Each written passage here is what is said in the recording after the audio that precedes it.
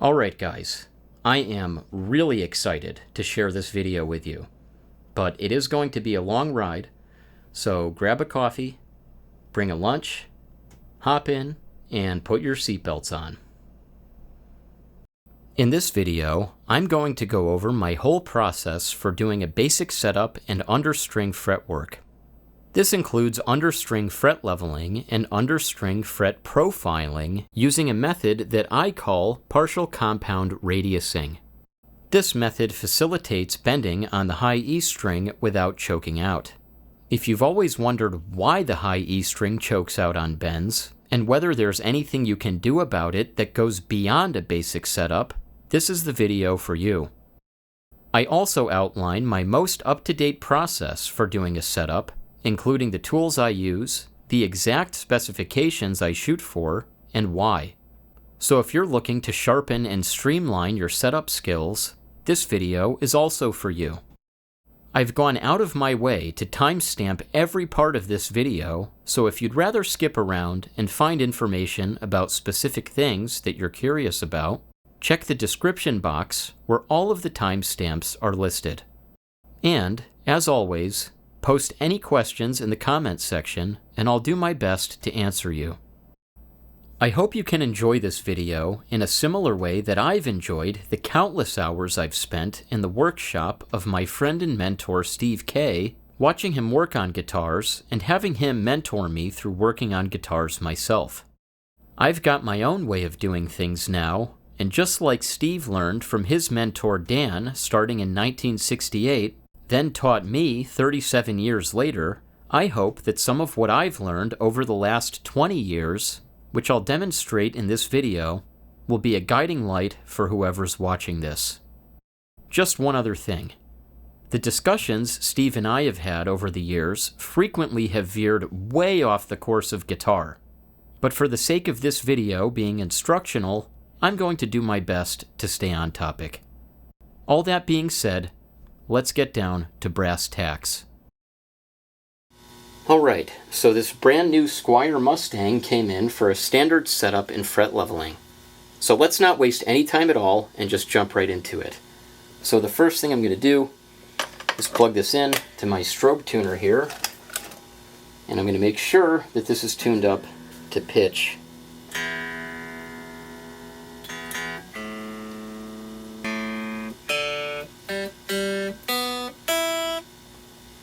Okay, so now that the strings are tuned to pitch, I'm going to get the neck straight.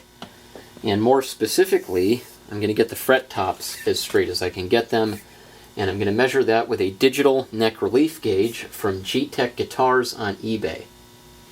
Now I'm measuring with the tool between the D and the G strings, so in the middle of the neck at the 7th fret. And it's right at 0. So I could say that's done and we can go to the next step, but just to be on the safe side, I'm going to check between the low E and the A string. I'm also at 0 there, and then check between the B and the high E string. And I'm also at 0 there. So that's just checking for any twists in the neck, which is going to be indicated by having different relief measurements on what I call the bass, middle, and treble sides. So that's going to become important later when I get to leveling the frets, but I will address that at that point. So we'll cross that bridge when we come to it. If you don't have a digital neck relief gauge, you can use a method I call the tap test. And this is both an alternative and an adjunct to the digital neck relief gauge. So what you're going to do is hold one of the strings down at the 1st fret, then take your thumb and hold the string down wherever the neck joins the body. So that would be the 17th fret on this Telecaster. Then you're going to reach up with your index finger to in between the 7th and 8th frets, and you're going to tap the string. Of course, you can also use a capo. So instead of doing that, you can just capo the 1st fret, hold the string down wherever the neck joins the body with your fretting hand, and then use your other hand to tap the string. Or you can hold it here and use that finger, whatever works. But the capo will make things a little easier.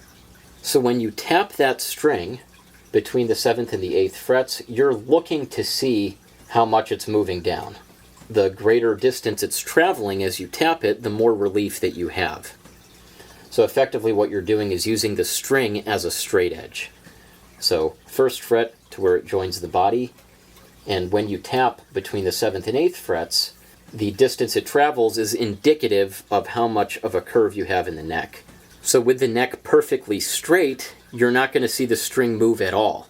It'll just be laying straight across the frets and be perfectly straight and flat. Whereas if you increase the curvature like this, because we're measuring the relief in that midpoint, the string has to travel farther, the more concave that curvature is, or the greater the relief is. Now the reason I say this is an adjunct to the digital neck relief gauge, in addition to an alternative, is because the digital neck relief gauge, like most digital tools, has a plus or minus 1/1000th of an inch accuracy rating.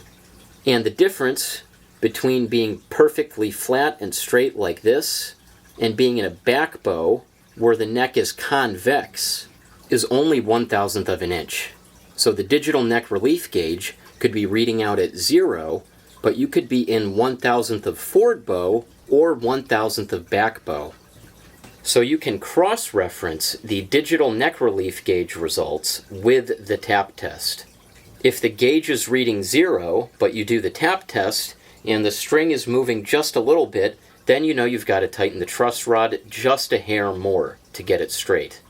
And for back bow, the method is going to be similar no matter what test you use.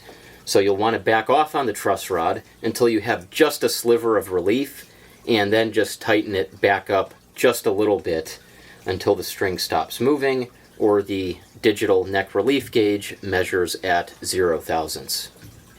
And I do have a video going over precision neck relief measuring that you can find a link to in the description box, or a card in one of these corners of the video here. I always forget which one it is. But I go over using a straight edge and feeler gauges, using the string as a straight edge and using feeler gauges. So if you want something a little more precise where you can put a number to the relief that goes beyond the tap test, you should check that video out. And lastly, similar to how I use the digital gauge to check the bass, middle, and treble sides, when you're doing the tap test, you can go over every single string. So this is very helpful to find out whether you have more relief on any of the strings compared to some of the other ones. And that could indicate a slight twist in the neck. It could indicate unlevel frets. So it's really good to be aware of that, because that is going to impact what you're going to have to do for fret work. And I'm going to get into fret work later. So on the Squire Mustang that I'm working on in this video, fortunately I did not run into any problems. So I'll probably get into all that in another video, like what to do when you've got a slight twist in the neck or other anomalies with the frets or fingerboard when it comes to doing fret work. But for now, I'm going to keep things relatively simple. So let's get back to the next step in the setup process. Now I'm going to put a capo on the 1st fret to take the 1st fret action completely out of the equation. Then I'm going to put the guitar in the playing position, and I'm going to adjust the action at the 12th fret. I'm going to set the G, B, and high E strings to roughly 20 thousandths, the D string to roughly 25 thousandths, the A string to roughly 29 thousandths, and the low E string to roughly 36 thousandths. And I'm going to measure that using a digital action gauge.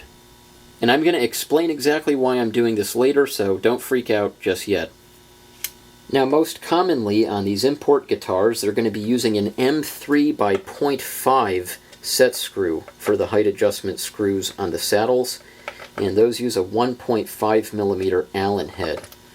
So just in case you're wondering about that, or if you're curious about replacement screws, which I actually am going to talk about later as well. Now you'll notice too that I stand back like this. This is just to see the profile of the saddles. I personally like to see them straight. Some people tip them one way or another. When I adjust the saddles, I like to look down this way and see that each individual saddle is about as straight as I can get it. Hopefully that was straight. I like to think every saddle's about as straight as I can get. Alright. 36, 29, 25, 20, 20, and 20. You can also use a string action gauge. You can use the 64th markings if you use imperial like I do, or the decimal inches, so that would be thousandths. And this will work almost as well. The digital action gauge can be a little glitchy sometimes when you start splitting thousandths. You have to be very careful when you're using it. So if you're more comfortable using a string action gauge like this, that is perfectly acceptable. Alright. Now I'm going to take the capo off, plug this back into the strobe tuner, and make sure that we are tuned to pitch. And we are not going to be tuned to pitch because these saddles had to come way down.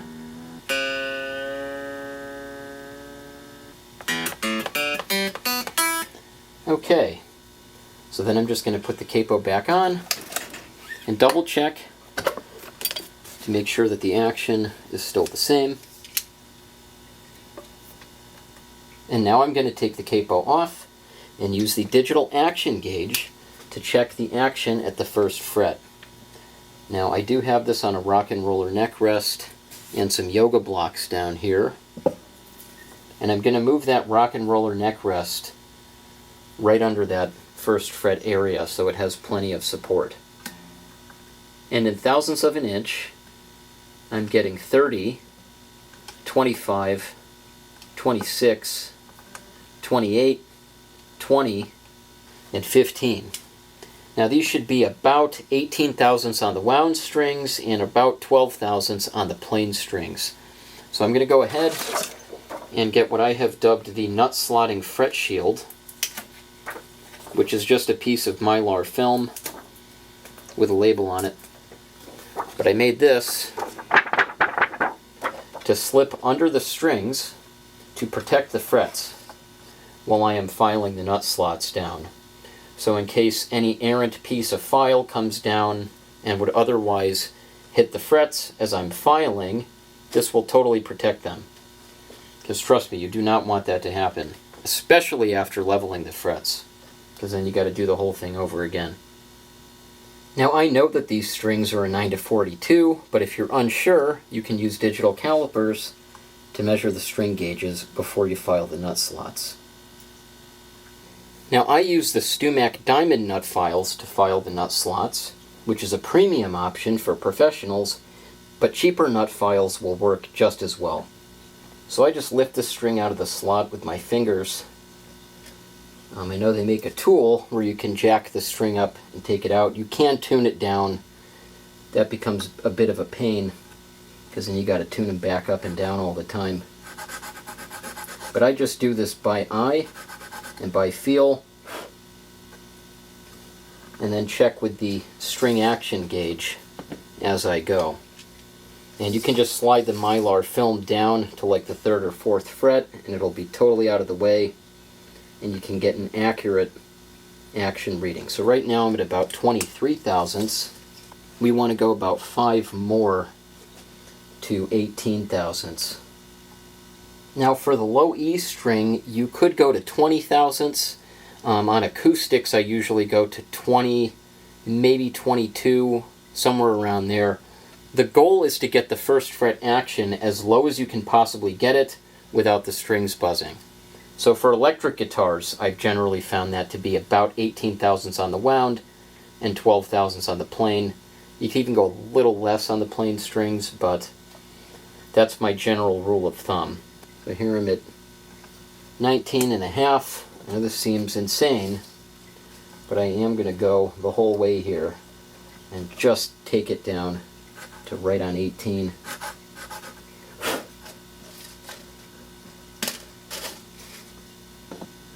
Okay, so we're at 18 on the low E, and now it's on to the A string. Now keep in mind I'm going to cut here in the video, but this is quite time consuming and you have to be very careful because it's very easy to go too far. I do have a video on how to fill nut slots with baking soda and super glue, and I'll have that linked in the description box. Ideally, you don't want to do that, only because it takes up a lot of extra time. Though personally, I think the integrity of those filled slots is quite good. I haven't had any issues with those in many, many years of using that technique. I do use the Music City Bridge Nut Rescue Powder now. Again, when you do this professionally, it's easier to justify some more luxurious tool expenses. I'm going to cut after doing this A slot, but this is just to give you a little idea of how finicky this work is. Sometimes you cut in these videos and it kind of gives the impression that it doesn't take much time or it's easy to do. But it is quite the opposite. Alright, we've got 18, 18, 18, 13, 10, and 10. So I kind of actually like that little bit more on the G string, just a little bit more height at the first fret, and then getting the B and E just a touch lower. So I'm going to leave that where it is. I think that's pretty good. But just keep in mind for electric guitars that 18 thousandths on the wound and 12 thousandths on the plain at the first fret is a good rule of thumb. Good ballpark, like within a couple thousandths of the lowest action you can get without having open string buzz. So now I'm going to plug back into the trusty strobe tuner yet again, and I'll give the strings a good stretch because we are going to be test playing this shortly, and I want to make sure the strings can withstand some bending without going out of tune. So I'm going to stretch these a couple times really well and keep tuning them back up to pitch until they've fully stabilized, which means I can pull on the string all I want and it's not really going to go out of tune.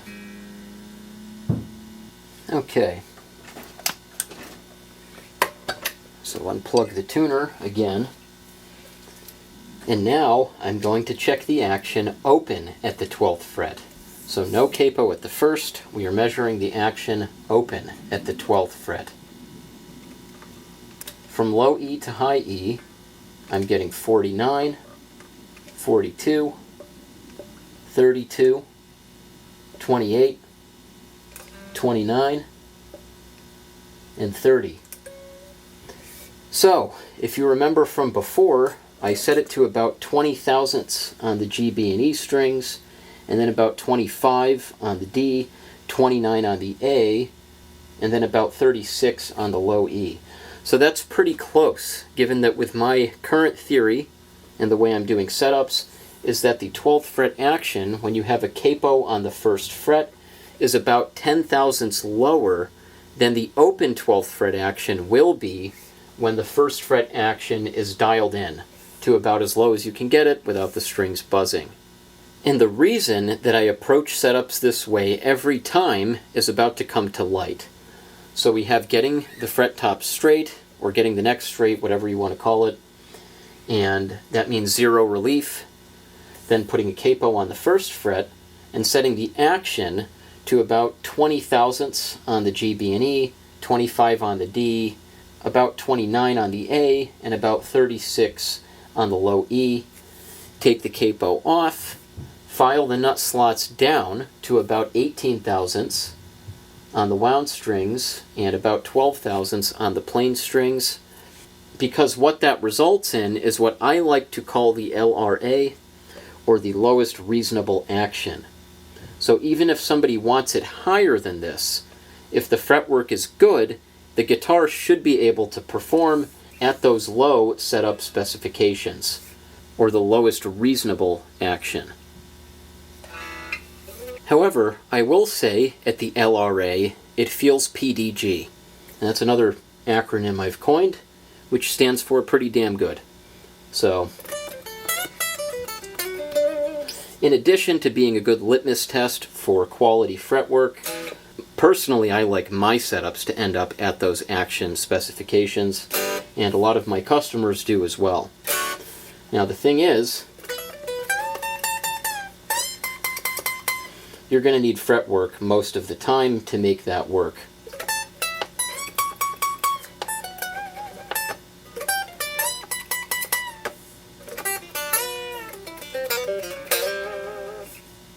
Now the beauty of the next step, which is understring fret leveling, is that you can test the guitar in real time right after leveling. So you can know exactly how much you have to take off when it comes to doing things like a partial compound radius, which I think of as flattening the fret tops primarily under the G and B strings to facilitate bending on the high E without having it choke out. I think of understring fret leveling as much more precise because you can tell as you go how much you need to take off. And even disregarding partially compound radiusing the fret tops and other more advanced techniques, leveling under real string tension is also much more accurate because the neck is in exactly the position that it's going to be in when you're playing it. So I like to think of understring leveling as achieving the same purpose that the early wine neck jig achieves, in a just much smaller and more convenient form factor that's much easier to use. Now before jumping into leveling the frets, I'm going to get out another piece of Mylar film, put it over the pickups, and tape it down with Scotch tape. So that's going to ensure that our leveling beam is not going to gaff the tops of the pickups. And very important here before leveling is to double check to make sure that the neck is straight. Or I should say again that the plane of the tops of the frets is straight, because I'm using this digital neck relief gauge to measure the tops of the frets. So we're at 0, it's exactly what I want to see. Now you can also double check the bass and the treble side between the low E and the A, and between the B and the high E strings, as I mentioned before, because if you do have different amounts of relief that are indicating a twist in the neck, that can make things a little bit more complicated to deal with. But thankfully we don't have that issue here, so I don't have to worry about explaining that in detail until I make another video. I also recommend using masking tape in between the frets. So you want to mask off your fretboard whenever you're doing fretwork. And that is because the fret dust that is created when you're leveling the frets will fall off onto the fretboard and it can discolor it. So especially on maple that just has like 1 or 2 sealer coats instead of a really thick finish, that can get on there and turn the wood like this grayish fret metal color, and that's not good. And even on rosewood, little flecks can embed themselves into the wood grain. So this is one of those do as I say, not as I do things. And if you really want this to come out as clean as possible, it's best practice to mask off the fingerboard in between the frets with masking tape before doing any leveling. So for an understring leveling tool, I'm going to be using the RM Lite. So RM stands for Rectify Master, which is the brand of Davide Bisoli.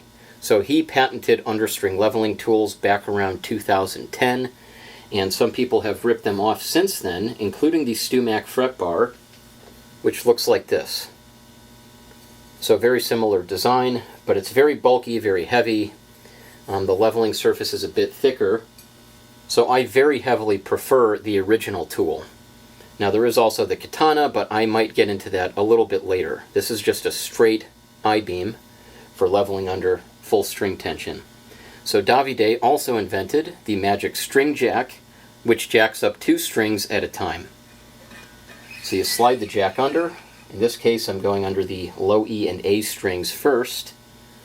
You get your tool that's loaded with sandpaper, sticky back sandpaper. Stick It Gold 320 grit is what I use. You slide it in between the strings, and now you're going to level.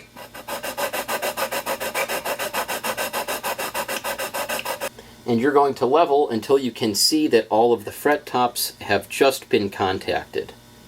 So you want to keep an eye on it as you go. Take the leveling beam out, see what frets it's touching and what frets it's not touching, and stop as soon as the last fret it touches has been touched. And to see the fret tops, for me, I will turn this light off and I leave the other shop light on, and then I can get a really good view of the fret tops that have been touched and the ones that have not. Like, for example, under the low E and A strings here, the 7th and 8th frets have not been touched at all, and all the others have. And it seems to be especially heavy, I would say, on the third and 4th frets. Yeah, particularly heavy there, but then not at all on 7 and 8. And another cool thing with understring leveling is that the I-beam, the middle part of it, it can butt up against the strings. So you're actually leveling along the string paths as you go, which I think is the best way to do it. So people worry about radius and how are you going to maintain the radius. I don't worry about it at all. So I will follow the string paths when I level every time, which naturally forms a compound radius.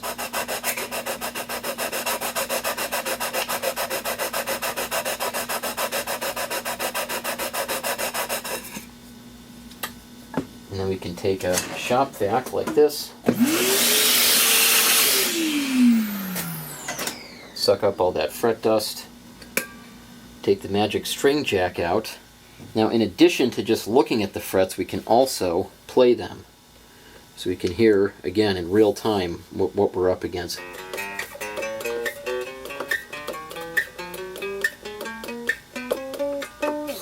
So that's pretty good.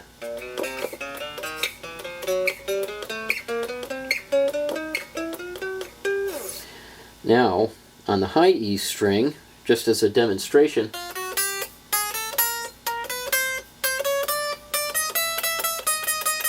we're having some issues there that you can hear.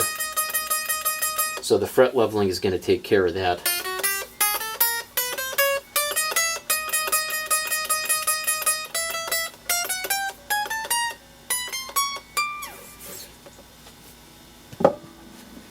So again, magic string jack. Now I'm going to move along here, so I did between the E and the A. Now I'm going to go between the D and the G. The leveling beam does extend a bit beyond, or quite a bit beyond, the edge of the string. Like, imagine this is the, let me do this, like this is the T beam. So this T right here, when you're up against the string, these ends are going to extend pretty far out past the edge of the string. So for example, when I'm butted up against the D string, the edge of that beam is like almost touching the A string. Not quite, but almost. So you can go between the E and the A, then between the D and the G, and then I can go between the B and the high E string, and we will have hit everything. So now for just the preliminary fret leveling, I'm just going until I contact all of the fret tops, as I mentioned earlier. Now what's interesting here, I'm seeing 8, 9, 10, 11, and 12 are not contacted at all just yet. And I'm getting a fair amount of contact on the last two frets, which would be 21 and 22. 22 especially is getting hit pretty hard. So you'll see interesting things like this when you level frets under string tension, especially. So we know that this is taking out all the unevenness that we are going to have in the actual playing position with our full setup and everything. So that's pretty cool. Again, it's like the early wine neck jig, but in a much smaller and much more wieldy form factor.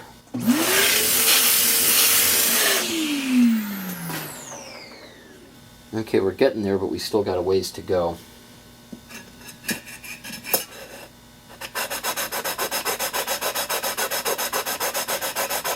And I'm using very light pressure, by the way, so I'm really letting the tool do the work. I'm not bearing down on it really hard. I'm very lightly touching it, like pretty much just holding it in place, maybe with a very, very, very minimal amount, like the weight of my hand as I'm holding it. And I don't mean the weight of my arm, like I'm just dead hanging. It's like very light touch. Just kind of holding it in place and guiding it as really the weight of the tool is doing the work. And this thing does not weigh much at all. Okay, we're getting there. Still got a ways to go though. And one thing I forgot to mention is using the digital action gauge to measure the fret heights before, during, and after you're done leveling. So you can take the digital action gauge, zero it out against the fretboard, and now you can simply place it over a fret to measure the fret height. It'll give you a negative reading because it's pushing the probe up into the tool. So, for example, I'm getting negative 48 here, and this is on virgin fret wire that I have not yet touched at all. And as I go down, 47 and a half, 46, 47 and a half. So we can assume that the virgin factory fret wire on here is around 47 to 48 thousandths tall, and that's very helpful to know. So as you're leveling, you can monitor how much you've taken off the fret tops. And it's not as much as you might think. It takes quite a lot of leveling to get the frets down, especially if you're using 320 grit paper like I like to use. Like for example, on the low E string side that I just leveled, and it's not done yet, but we're getting there. And this is measuring like 48, 47 and a half. So even though I can see all these sanded fret tops, they have not been taken down even a full thousandth of an inch yet. And I did mention, 7 and 8 are not touched at all. 47 and a half, 48 and a half. But some of the ones that were touched the most so far, like let's say fret 2 and 3, that's at 47 and a half. So we've still got a ways to go. But it is very important to get in the habit of doing this. And then over time, you'll start linking this stuff up in your brain. And okay, I'm probably down around like 5 thousandths at this point, and I should back off a little bit. And having working ranges is good to know too. So when you're doing work for other people, you are limited to whatever the guitar is coming to you with. It could be brand new from the factory and have like 50 thousandths tall frets or taller. If they use a vintage size, it might be like 45, 44. Other times, you're going to have frets that are much shorter. Maybe they've been leveled before, but somebody comes to you and they've got all this buzzing and whatnot, and the frets are like 34 thousandths tall. So they're already feeling quite low. You're getting some fingerboard drag when you're bending, and a refret is not always in the cards for people. So you have to take that into consideration. So let's say you're at like 34 thousandths. It's like, okay, well, I really don't want to go below 30. So we're going to have to cut it at, I'd say like 30 is a pretty good cutoff point. That's low. 30's low. I personally don't like my frets any lower than 50 thousandths tall, but that's my personal preference. So kind of having a bottom floor, like for this one, we'll see how much leveling it's going to take to get that high E string bending without issues with a nice low action. But I don't want to go, really, I would try to not go below 42 on this if I can help it. Like 47 feels really good. 42, 44 would be a nice range to stay in. But, the more performance you want out of your string bends without issues, the more you're going to have to compound radius the frets. And that's going to require removing more and more of the middle of the frets. And at some point you're going to get so low that it's just not comfortable to play on, and you definitely don't want to go that far. So anyway, I know that was a bit of a mouthful, and I'm going to get back to leveling here, but I did want to mention that. So the digital action gauge is your friend. Get used to measuring fret heights. Take a measurement before you start. take a measurement in the middle of leveling, like take the beam out, see where you're at, and then have an idea of where you want to stop. So that's very critical. Making mistakes early on in my career many, many years ago, I never did that. And man, I had guitars that I leveled so much, it was just unplayable. I took the frets down to where I had to refret it, and then I did refret it.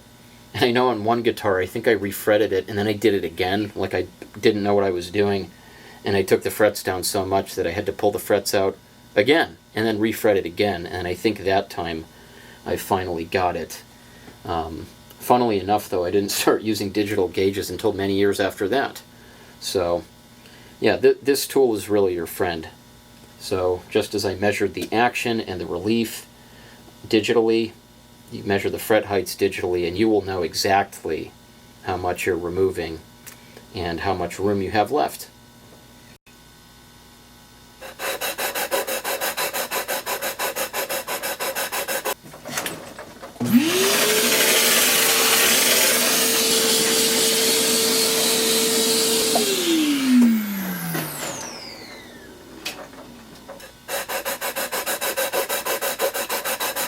And remember, we're following the string paths when we level. So this is automatically going to form a compound radius. Don't worry about maintaining the radius that's on there. Now also, I'm going to vacuum off the fret dust every single time I'm done doing a pass. And I'm going to vacuum off the leveling beam itself to get any fret dust out of the sandpaper.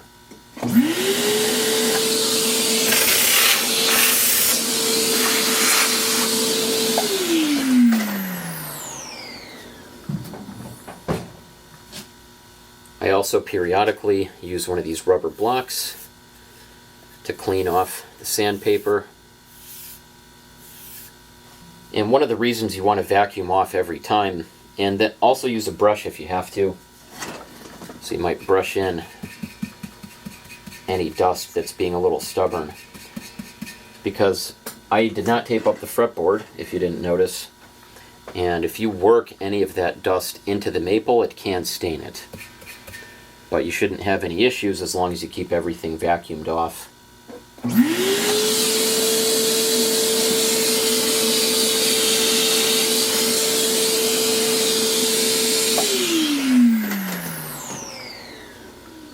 This is just another point in favor of shellac finishes for necks, which I am extremely biased about. I mix it up fresh using grain alcohol and de-waxed shellac flakes. This is like the ultimate neck finish, in my opinion. But again, that's a topic for another video. Okay, so the frets are all leveled, and like I said, we started out at about 47 thousandths, give or take. Now some of these frets are at 46 and a half, 46, 45, and on the high E string side, like between the B and the high E strings, at the first fret, we're measuring 41 and a half. Now on the low E string side, we're at 46 and a half. So before all these frets were leveled, it required a bit more to be taken off on the high string side. Here we're at 45 and a half. In the middle, at the 5th fret, between the D and the G strings, we are at 46 thousandths. So some of these frets only had about 1,000th taken off, and then between the B and the high E strings, we had a lot more unevenness. So the first few frets had to come down to about 42 thousandths before everything was leveled. So again, make sure you check your fret heights so you know what you're doing. So now I'm going to do a little test play. And this is just going to be chromatic. I'm going to go up every string on every fret.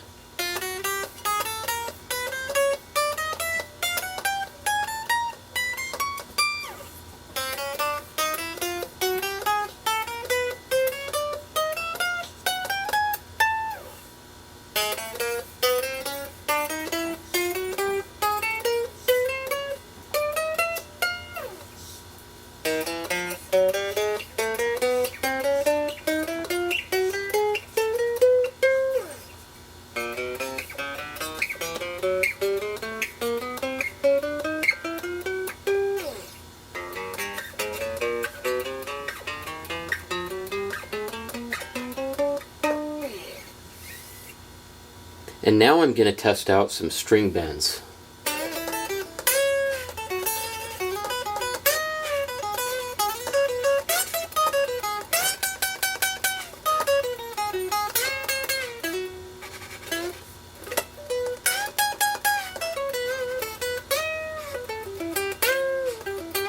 So what you're going to find is the B and the G are usually okay, but the high E string is going to struggle.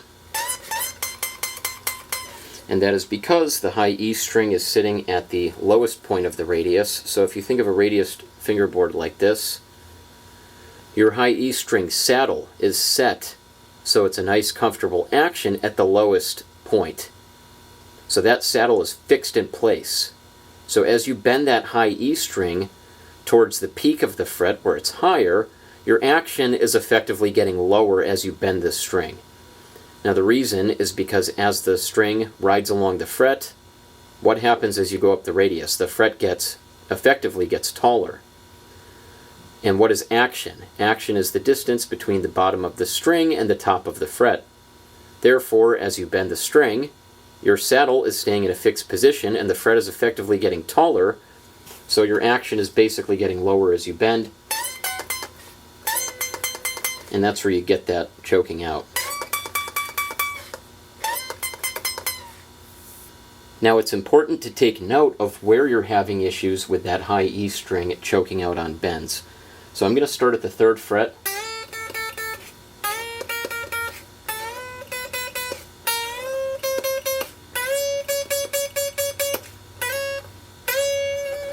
So 7th fret I'm starting to have some issues.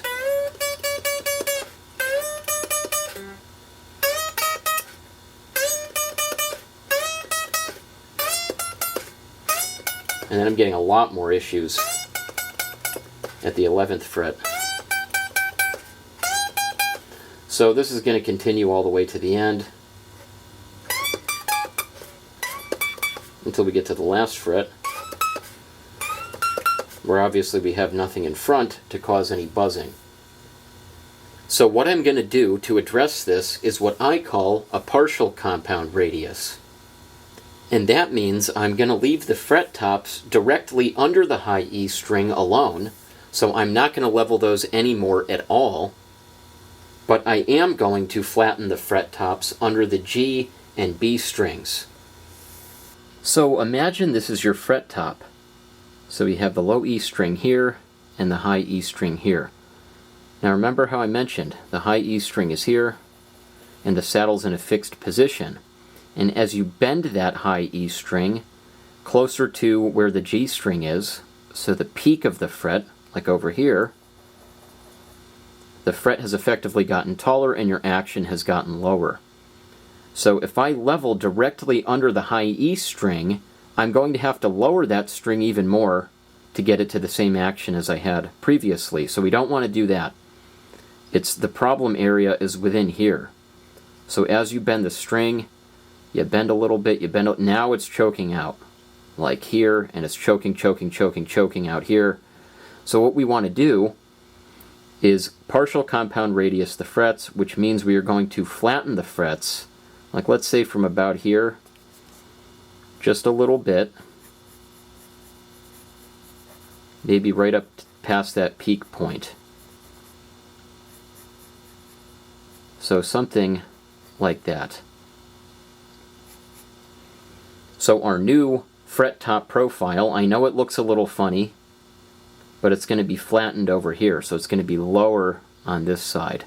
Now if you did a full compound radius, that would mean flattening everything here. So you'd go right in the middle and you'd flatten all of that area. But since we're not having any problems over here, our B and our G string, they're bending just fine, they sound fine. The E, A, and D string are all sounding fine, so why take off material over here if we don't have to? So I know it looks irregular, it's not a nice, neat shape, but the partial compound radius is going to remove fret height from this area and facilitate string bending for the high E string. So now we can bend it a bit farther without choking out. So the tool I'm going to use to do this is the Rectify Master Nano Katana. Not because it has an adjustable truss rod, but simply because it's 11 inches long. So it's a shorter understring leveling beam. So I'm going to be able to get the 7th fret to the end, because the 7th fret is where I started having issues with string bending on the high E string, and this is going to fit very nicely. Now you could use, for example, the StewMac fret bar. This one's even shorter, at 9 inches long. So actually a little shorter than ideal, because I want to span all of the frets. This pretty much spans maximally to the 8th fret. So it'd be 8 to the end with the StewMac fret bar, but we're like nitpicking here. However, the Rectify Master tool, I don't know if you can see that, but it's also much narrower than the StewMac fret bar, which I really like. So that means it can more accurately trace the string paths. You're not going to be covering as wide of an area, which in my opinion is very desirable when understring leveling. So I'm going to slip the magic string jack under here and jack up the B and G strings. I'm going to put my Nano Katana under the B and G strings. And from 7 to the end, I'm going to look over the top here, and I can feel the B string against the body of the tool, so that's going to prevent me from leveling under the high E string. But just to make sure, I'm going to look from the top down as I'm leveling to make sure that I do not touch any of the frets directly under the high E string, because that's already playing great with the chromatic straight E notes. And again, I don't want to lower the fret tops under the high E string, because then I'm going to have to lower the high E string saddle to get the same action I had before and kind of defeat the whole purpose of doing this. So I am leveling, I would say about halfway to the high E string, so like halfway between the B and high E, and then I'm going over to the G. And I am leveling to about the middle of the fret marker, because again, keep in mind how far we're going to be bending the high E string. If you want to bend it more than a whole step, you're going to have to level even farther over. So for example, let me just see how far that actually would be. So if I'm on the 17th fret, let's say,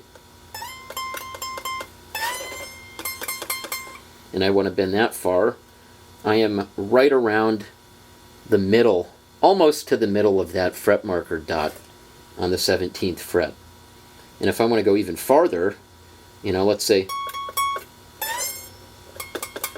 you see that's just choking out. And that's going to the middle or slightly past the middle of that fret marker dot.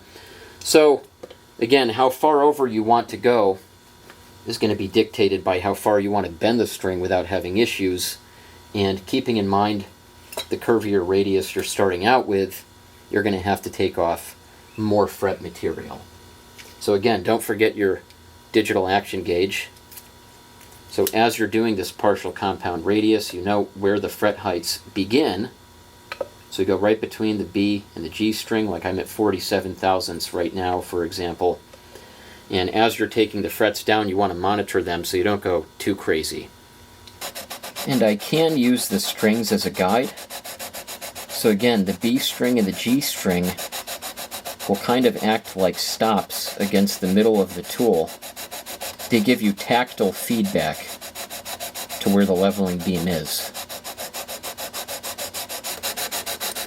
So even without looking down on the fretboard like this, you can avoid leveling under the high E string using that tactile feedback from the G and B strings. Now, of course, using 320 grit paper, this is going to take quite a while. So if you want to speed things up, you can try 220 or 150, and then before test playing, do a quick leveling progressively with finer grits of paper, up to maybe 400 or 600. So that way you can remove the bulk of material very quickly, but then have a nice, relatively smooth surface to bend on when you're actually testing the guitar out and bending the strings.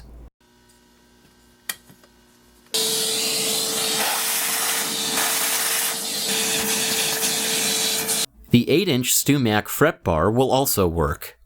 You can see here, on a 25.5-inch Stratocaster scale, it spans from the 13th fret to the 22nd fret on the fingerboard extension. You can't start the Fallaway as early as you can with the 11-inch Nano Katana, but even just flattening the radius a bit more in the upper register without adding Fallaway can go a long way in improving the range of string bending without choking out. Now, I'm at about 45.5 thousandths. So this is really not that much, 44.5. And I can test this immediately. So remember that 7th fret?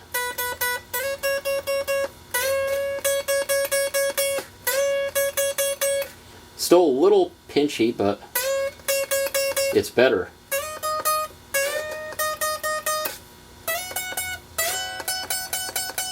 Remember 11 we're having.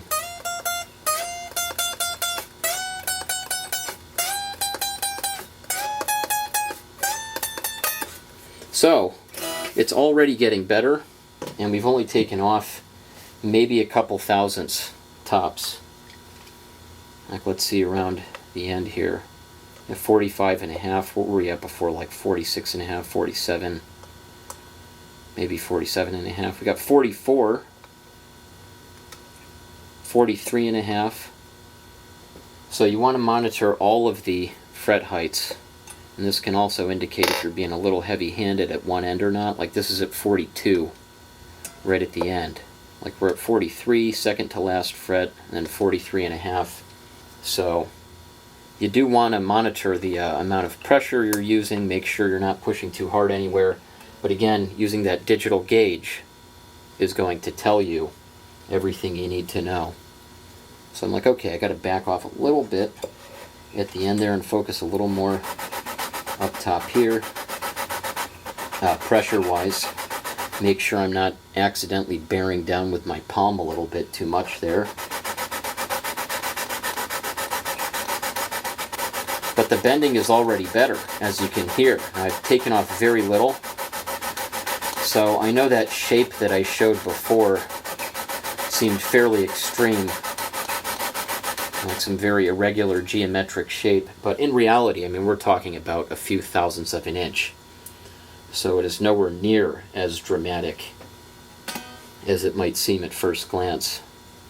However, speaking of lower frets at the end, you can put Fallaway into the frets on top of doing this partial compound radius. And that involves putting a piece of Scotch tape over the sandpaper on the beam. It depends on where you want the Fallaway to start. So let's say I want the Fallaway to start at the 9th fret. I'm just going to look at where the beam is laying, and that would mean taping it up to about here. So I would put Scotch tape, which is only like a thousandth or so thick, and I'd put that over here. So now what's going to happen is all those frets are not going to be touched, and it's also going to put, I mean, this is really dramatized here, but it's going to put the tool on a decline like this. So as you're leveling, it's going to disproportionately take more off of the last frets, like in a wedge shape. So that can be helpful for cleaning up string bends on the high E string if you add that Fallaway in addition to doing that partial compound radius under the B and G strings. But again, you do want to be careful. You don't want to go too far and take off too much and have the action feel disproportionately too high near the end. And I do want to emphasize that I am talking about targeted Fallaway. So if you read about Fallaway on the internet with Fretwork, you're going to see, oh, Fallaway from 12th fret to the end. You're going to see that everywhere. Oh, 12th to the end, Fallaway, Fallaway. And people are talking about indiscriminately, like just low E to high E. We're taking everything down, like falling it all away from 12th to the end, and I just don't think that makes any sense. So same reason that I'm only targeting under the B and G string here, because I want the high E string bends to work better without choking out. That's the only issue I'm having. So all of the chromatic notes on all of the strings were fine, and the bends on all the strings were fine except for the high E. So that's what I want to correct. And again, that's also not to mention that when you lower the fret height directly under, I'm just going to call it the chromatic plane of the high E string, like unbent straight notes, you are going to have to lower the saddle to get the same action you had before. And now you're shooting yourself in the foot.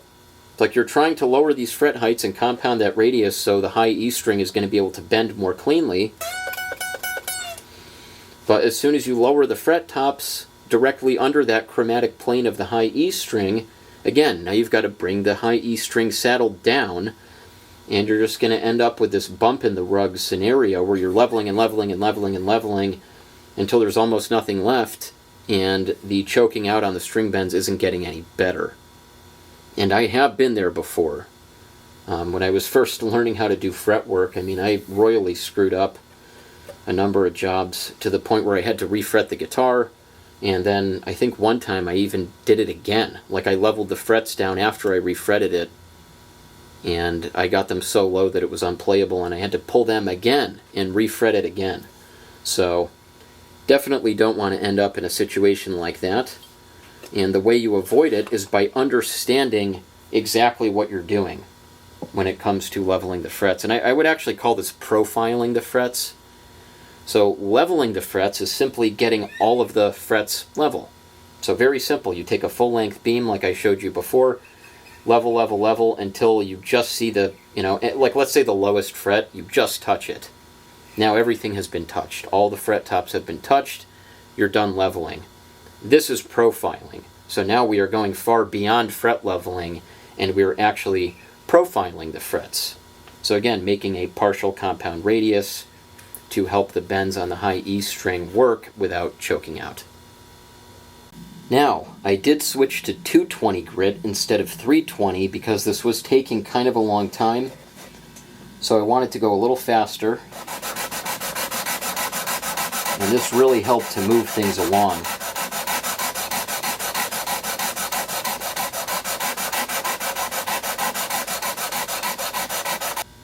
Now once you're done with the 220, you can grab some 320 and go over the frets a little bit more just to smooth them out.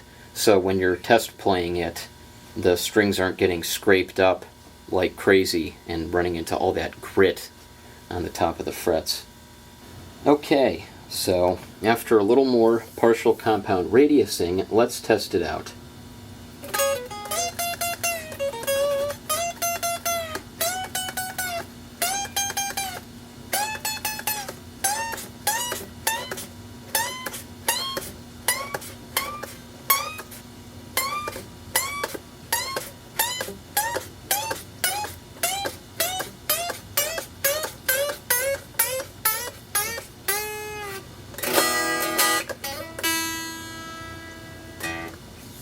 So not bad at all. So those super problematic areas like 7, 9, 11's a little tiny, bit of fuzz there. So for 9.5 inch radius like this, standard Fender, that's pretty damn good. And it is certainly far better than we were before, and with the action, I would say screaming low. So, the next thing I'm going to do is I'm actually going to get my string action gauge here.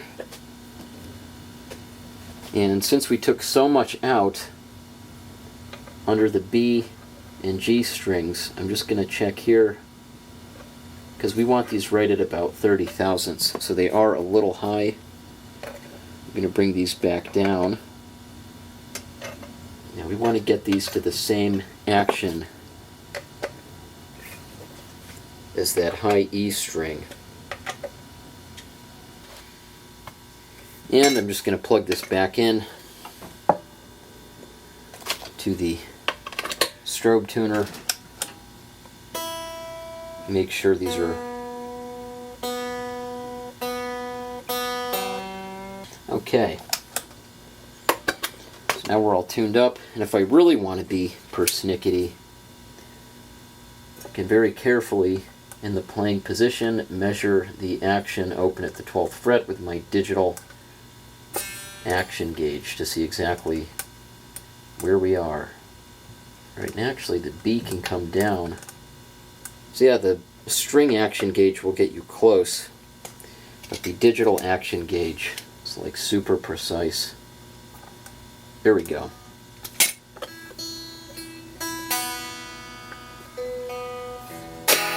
So screaming low action. And now let's see where the fret tops ended up. So zeroed out on the fingerboard.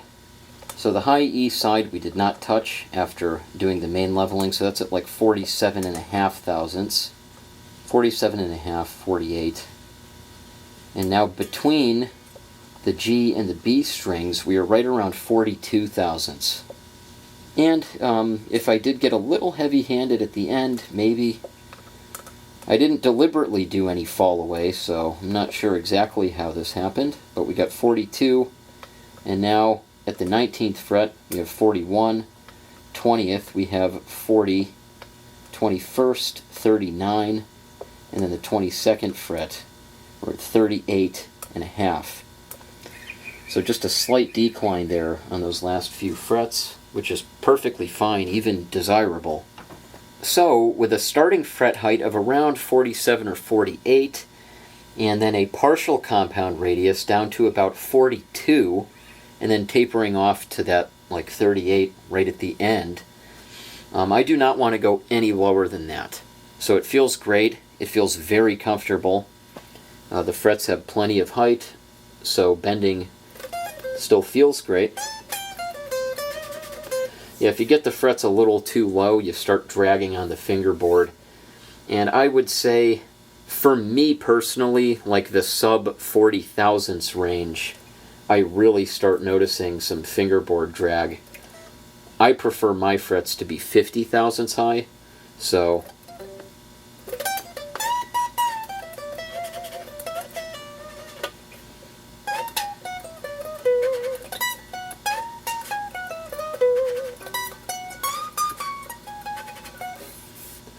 I don't want to go any lower than that.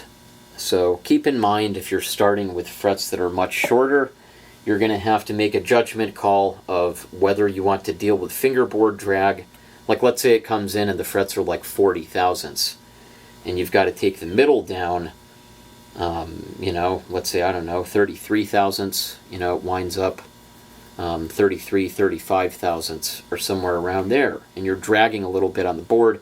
That might be worth it compared to doing a full refret to just extend the life of the frets a little more before having to do a much more major operation.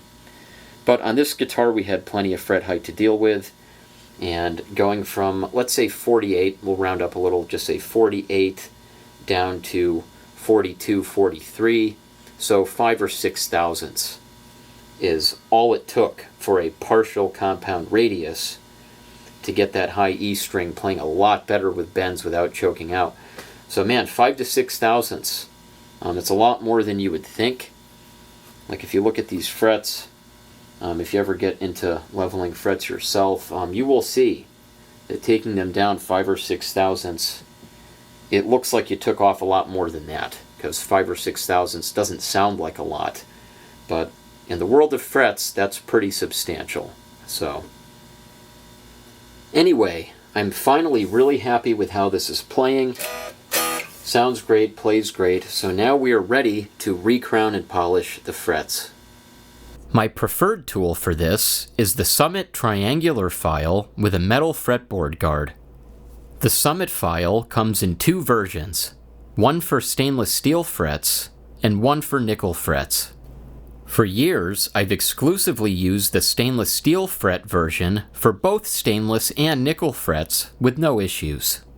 It has a safe edge ground onto each of the three corners, which allows you to glide over the fretboard guard while restoring the crown to the top of the fret one side at a time.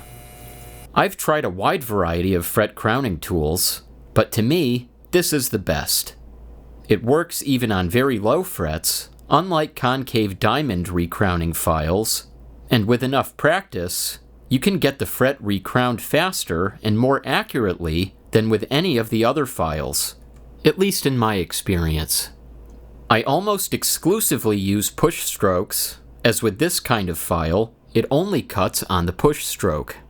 It's not only good for the longevity of the tool, but also for the accuracy and speed of the job.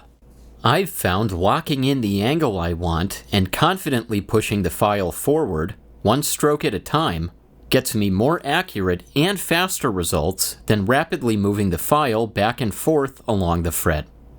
However, occasionally I'll use a back and forth motion when spot crowning very small surface areas of the fret, as it does allow for finer control in small areas. Sometimes I have to do this when the level of the frets is extremely uneven, meaning that by the time the frets are leveled, some areas will be very flat and very wide, and others will be just barely touched. So you might have a very wide and very flat spot under the low E and A strings, and then the rest of the fret barely leveled down at all. But by and large, I stick to just the push strokes. You basically lock in the angle of the file, which you get a feel for over time, and as I said before, maintain that angle while you confidently push the file forward. And you can do this with spot crowning very small areas as well, with enough practice. Now, as for the goal of crowning the frets, it's summed up by this picture from StuMac: to take the flat, leveled fret on the left to the profile of the recrowned fret on the right. After leveling, the contact point on the fret will be wide and flat, and through the process of recrowning, we narrow that contact point. This improves intonation, as well as tone and clarity, and also makes the frets feel a lot nicer to play on. It's important not to go too far, as having an extremely thin contact point may cause premature wear of the fret wire. Personally, I think the recrowned fret shown here has a contact point that's thin enough. And here are some more examples on this job of where I got the fret crowns. You can drive yourself completely nuts with this, but keep in mind you're going to polish the frets after crowning, which will blend everything together and make it look great. Worrying about getting a perfectly straight and thin line down to the micron is going to end up taking you a lot more time and effort on a job that is already very labor-intensive and very time-consuming. And that's for little added benefit, aside from driving yourself up a wall. However, if you'd like to make things easier on yourself, you can try a StuMac Z file.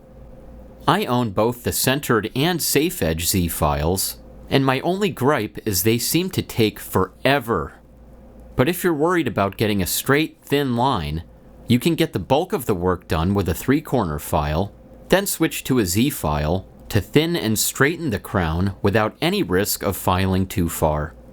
Or if you can get the Z files to work perfectly on their own, that's an option too, but I personally have not had success with this. I've read that a little mineral oil can help to keep them from clogging and can even help them to work better, so that might be worth giving a try. Regular concave diamond crowning files are also useful, particularly the offset diamond crowning file, which is great for crowning frets over the body. These files tend to crown until that thin line is eliminated, which means you're going past the point where you leveled the frets. If you stop as soon as you go past that line, you should be okay, but these files are not able to spot crown very well, so if the leveling line on the frets is not even along the length of the frets, you'd be better off using a 3-corner file or a Z file, or getting the bulk of the crowning done with the offset file, and then finishing with the other files. Using the offset file to start and then finishing with a 3-corner file is exactly what I'm doing here.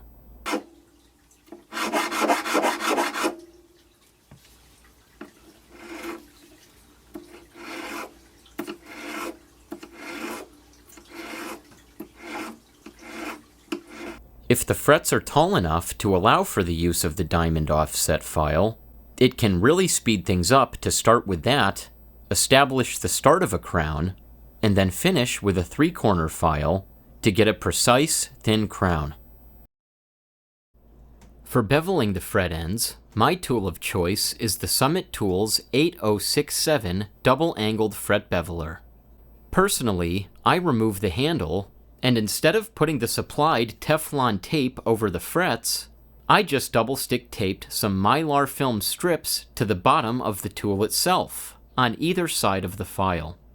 Without the handle, the tool is much easier to use and much safer in my experience. Many times while using the handle, I'd slip and gouge the tops of the frets by accident. By placing my thumb along the outer edge of the file while I work, I get a much better feel, and the risk of slipping onto the fret tops is virtually eliminated.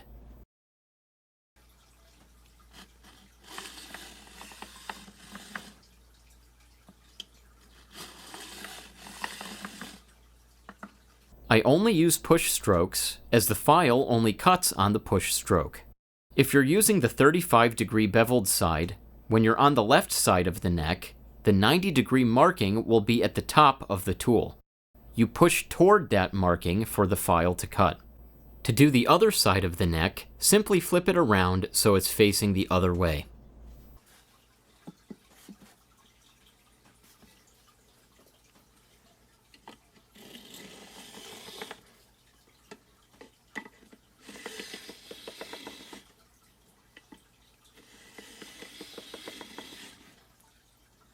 Again, using this closer grip where your thumb is on the outer edge of the file while you work, compared to holding the tool by the handle, allows for much greater tactile feedback and overall much finer motor control.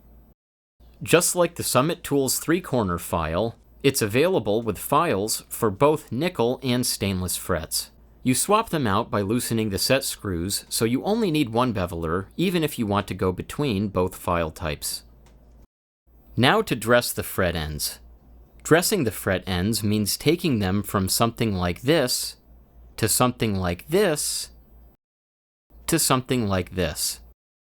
Keep in mind that using masking tape on either side of the fret or a fretboard guard will help you get a cleaner result, meaning less or ideally no gouging of the fingerboard. I keep saying something like this because I'm still working on my fret dressing technique, if you couldn't tell. You can see the gouges in the wood from angling the file too steeply. However, these are all at very high magnification. For a more normal comparison, similar to what we'd see with normal vision, check out this undressed fret end compared to this dressed one. Before, after, before, after. I'll also add that if you overdo it, you can consider rolling the fingerboard edges. This is a nice modification to make the neck feel more comfortable in the hand, and can also mitigate the appearance of gouges around the fret from over-enthusiastic end dressing. Not that I'm giving you a green light to do that, but I'm not going to judge you if you do.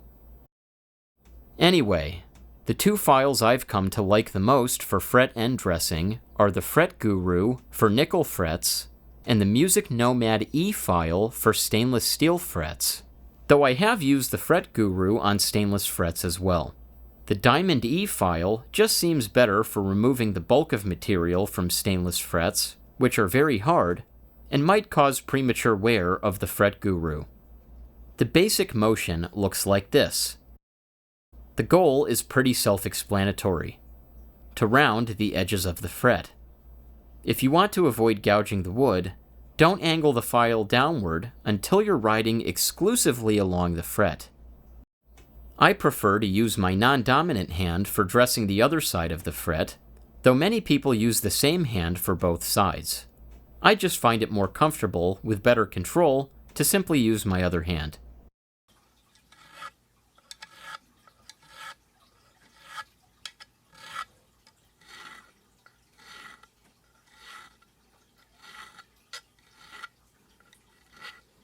Using a finger from your other hand to stabilize the dressing file is also a great help. You can get finer control over the file this way, and it's also easier to prevent the file from angling too steeply downward and gouging the fingerboard. I didn't use any tape or any fretboard protection guards at all here, and didn't gouge the board.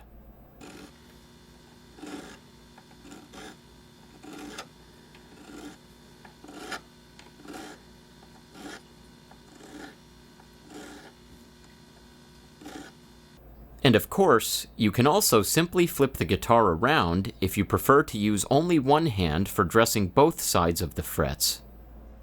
I also forgot to mention the Gurian quarter round file, which rounds the frets from the sides while a safe, non-cutting edge rides along the fingerboard. I use it totally horizontally without angling it down at all. I've frequently used this file to start the fret dressing process and then finish with the Fret Guru.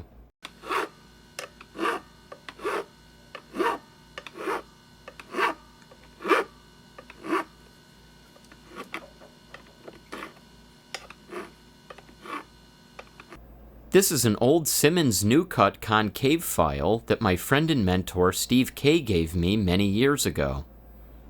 And concave crowning files can work great to knock the harsh edge off the top of the fret. However, you can also remove this with proper technique using a fret dressing file.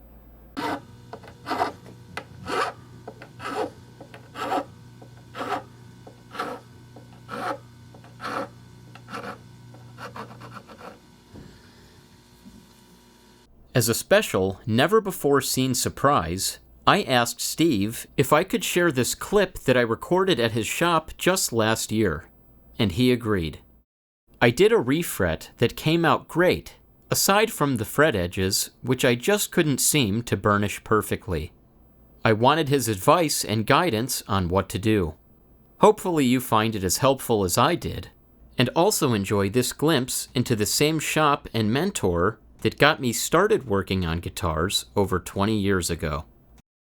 So what I'll do is I'll put it in that neck rest, which I've had since 69. Yep. And I'll put it in that neck rest and I'll just go like this.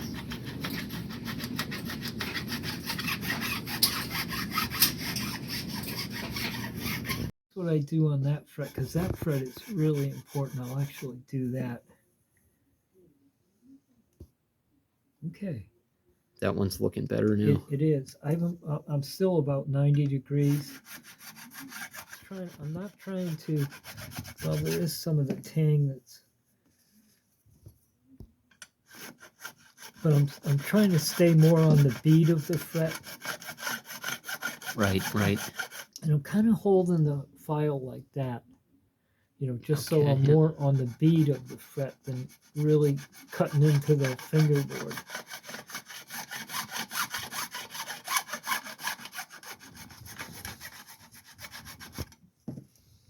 Needs a little more up here. But I'll always use that neck rest no matter what. And I can feel it when I'm getting close. And I'm always doing this. Yes. But I want to kind of stay just on the beat. Yeah. Okay. Yep. A little more up here. And I'll go like this.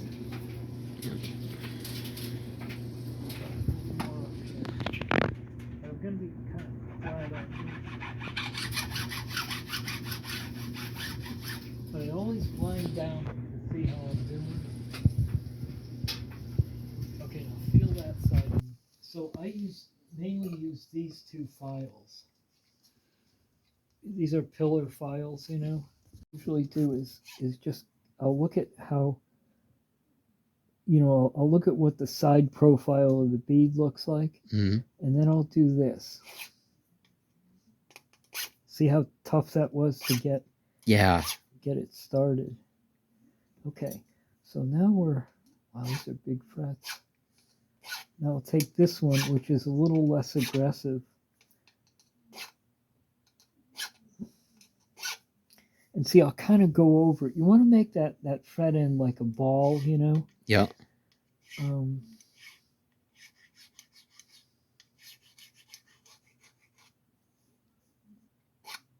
And I always want to make sure it looks good, smooth out any file marks. Yep. Make the end of it look pretty. Yeah, that's good. So one of the things you have to do is do this. Go like that. That's what makes it kind of ball shaped and round. Yep. I just want to go a little more. There. Yeah. But always curve it, curve it like that. Go at it like, like you're rounding. See, I got a little bit of a high spot there. A little bit of a peak there. Okay. That way. Okay, so you're not really doing that, rotating your wrist too much. Not really. I can do that by doing this and slightly, going at it like that. But I'm doing this a lot. I want to make the fret kind of ball end, So what do you think's happening if I'm doing that? Like if I'm over, rotating my wrist. What you're doing is you're not taking that, as Dan, you're not taking that foot part of it off, This.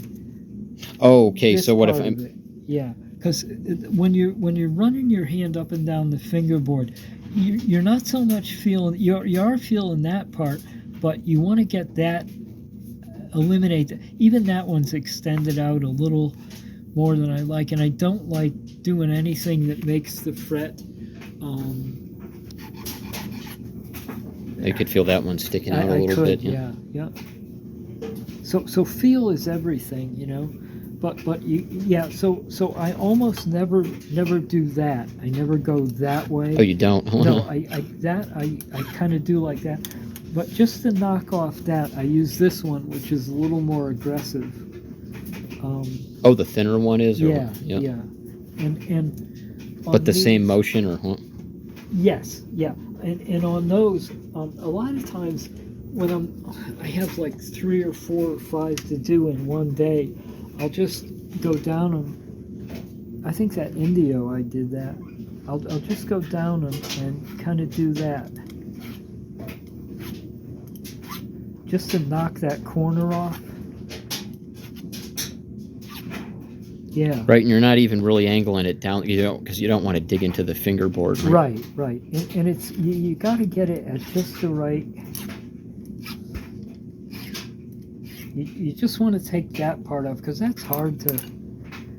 And then I'll take this one, which is less aggressive, and I'll just see. Now I'm doing that. Oh, the motion I was doing a little more. Yes, and a lot of times I'll do that or get it evened up.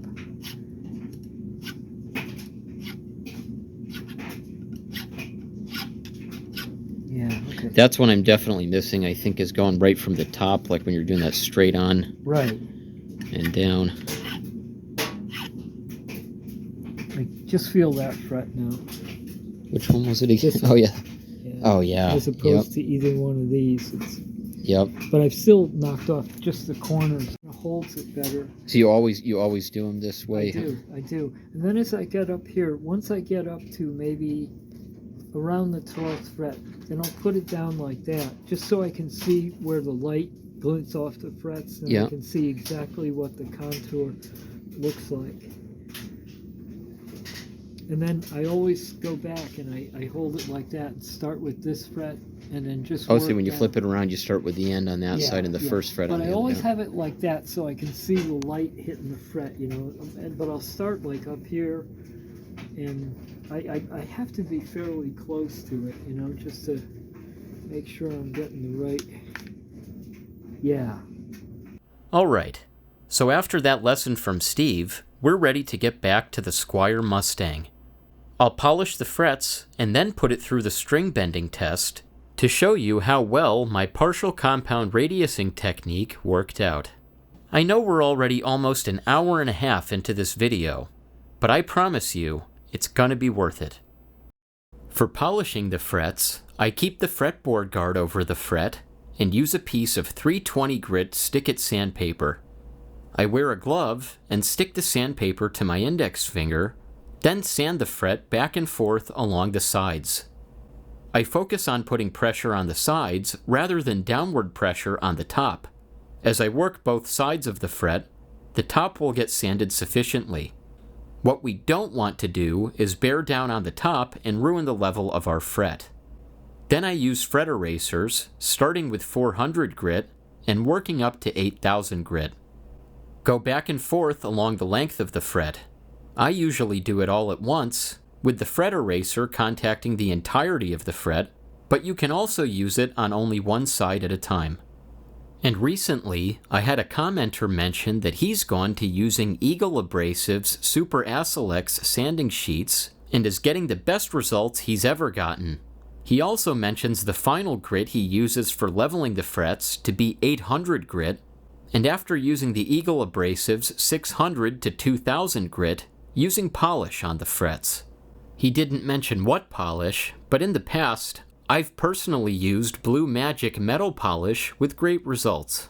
I also remember my friend and mentor Steve K using Flitz metal polish. I'm always up for learning more, and I wanted to share that bit of advice here for anyone who might be curious about how to get their frets feeling smooth as glass.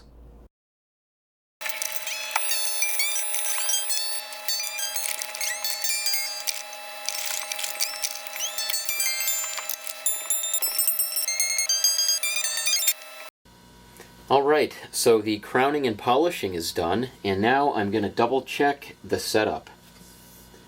So I get my digital neck relief gauge and check the relief at the 7th fret. We're right at 0. So that's perfect. And now I'm going to grab a capo and put it on the 1st fret and get my digital action gauge and check the action at the 12th fret. Again, this is with a capo at the 1st.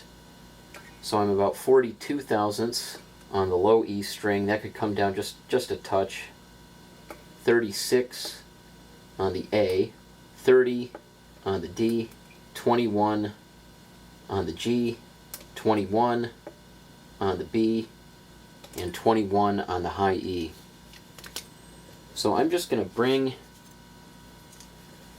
the E and A strings down just a tiny bit. A D string saddle looks a little cockeyed. I'm just going to straighten that out a bit.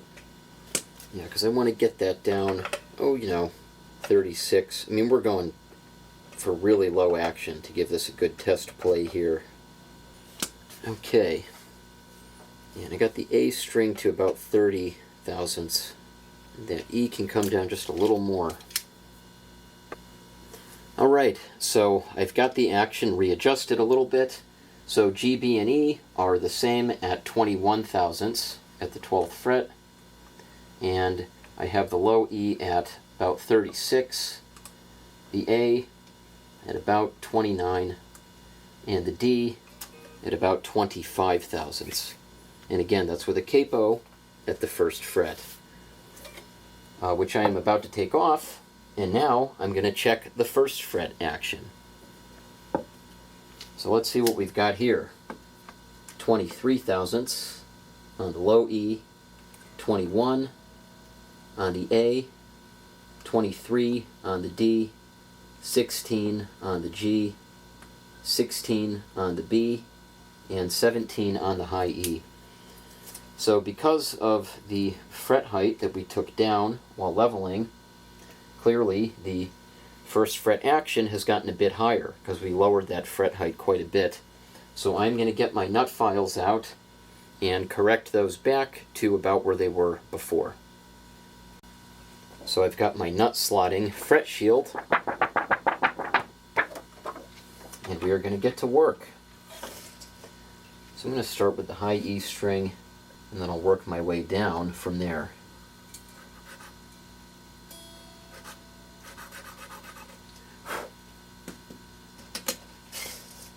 Alright, so we are now at 18 thousandths on the E, A, and D, and 12 thousandths on the G, B, and E at the 1st fret. And now, I'm going to double check the action, open, at the 12th fret. So the final open 12th fret action is about 45 thousandths on the low E, 38 thousandths on the A, 35 thousandths on the D, and 30 thousandths on the G, 30 thousandths on the B, and 30 thousandths on the high E.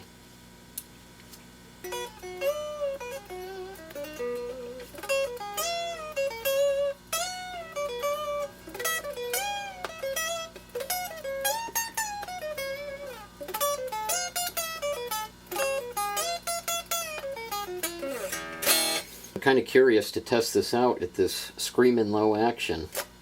So I'm going to go plug this in and take it for a test drive. I'll start by bending the strings and seeing how far they can go without choking out. I'll start each test with a whole step bend at the 5th fret.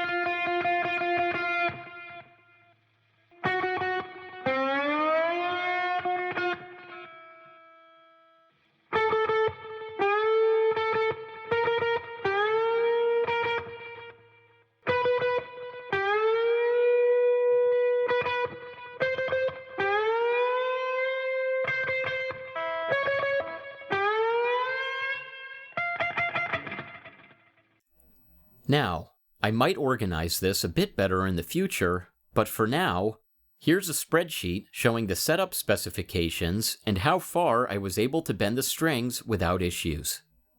I didn't test every fret, but bending on the 5th fret and the 12th fret as far as possible gives a great range of how effective this method really was, and it was highly effective. Keep in mind, this is with an open 12th fret action of just 30 thousandths, or 0.76 millimeters, on the G, B, and high E strings, which is crushingly low. And some people might employ 2 whole step bends into their playing, but for most people, a whole step bend to 1.5 whole steps is going to cover almost anything they're going to play. And for that goal, this was a resounding mission accomplished with crushingly low action to boot. Also take note of how much farther I could bend the G string without issues. It's worth noting that heavier gauge strings don't need to be bent as far as the thinner gauge strings to achieve the same difference in pitch. So we not only have the basic geometry of saddle radius versus fret top radius to contend with, but differences in the strings themselves. Anyway, on the topic of gigantic string bends, let's see what happens after I raise the action to 40 thousandths or 1 millimeter, and tune down a whole step to D standard to make bending the strings easier.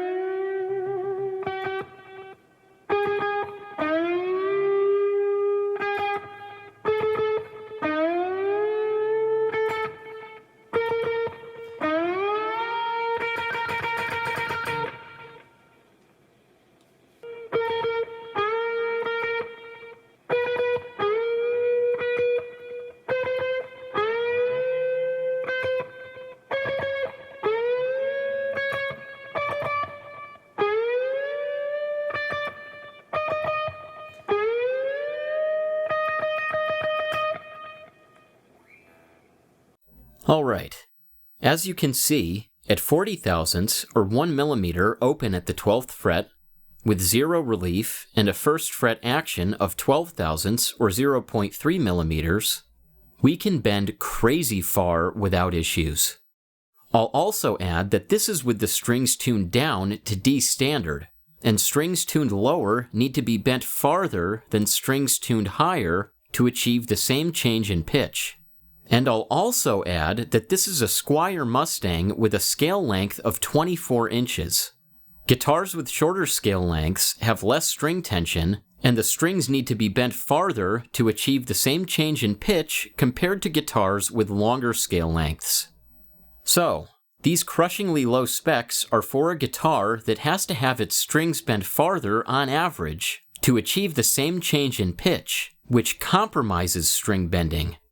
And that means the frets will require more partial compound radiusing to achieve the same results compared to a guitar with a longer scale length and heavier strings, such as a 25.5-inch scale length Stratocaster with 10 to 46 gauge strings. By the way, in case I forgot to mention it, the strings here are 9 to 42. Alright, so for the final setup specs, I have 0 thousandths of relief, and then at the first fret, I'm at 18 thousandths on the 3 wound strings and 12 thousandths on the 3 plain strings.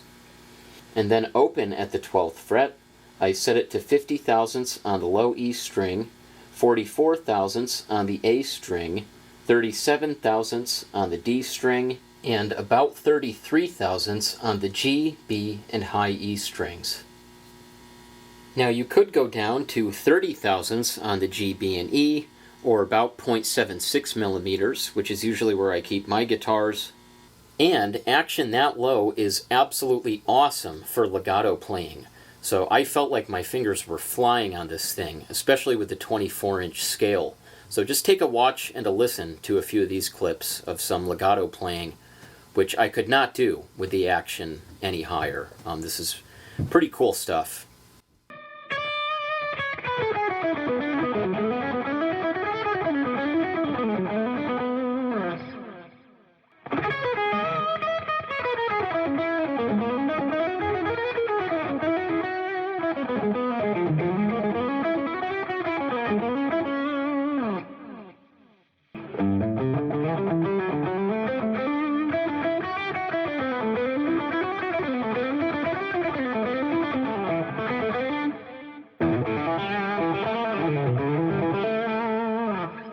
But you are going to run into some choking out on really big bends. And you could even go a little bit lower as well on the low E, A, and D strings. But I like to give those a little bit more room, especially the low E, because they tend to buzz a lot more if they don't have high enough action. And even where I have it is very, very low. So I'm very happy with that. But as you saw before, at 40 thousandths on the G, B, and E, which is about 1 millimeter, again measured open at the 12th fret, after this process, you heard how well those were working. And that was with the strings tuned down a whole step, so I was able to bend them that far. So this is a 24-inch scale, and tuning the strings down, like this is a set of 9 to 42s, and I brought them down a whole step just to be able to bend them that far. So are you likely to be bending that far and doing those gigantic, like Albert King kind of bends? You might. And to me, this pretty much is case closed on that. Demonstrating that on a straight 9.5 board, if you do that partial compound radiusing process, where you will have to take material out of the fret tops under the G and B strings, but you can get those bigger bends at very low action. I think 1 millimeter, most people would consider that to be very low. And I'm in between that right now. So you have 30 thousandths, 40 thousandths, and I'm at like 33, 34, right in that range.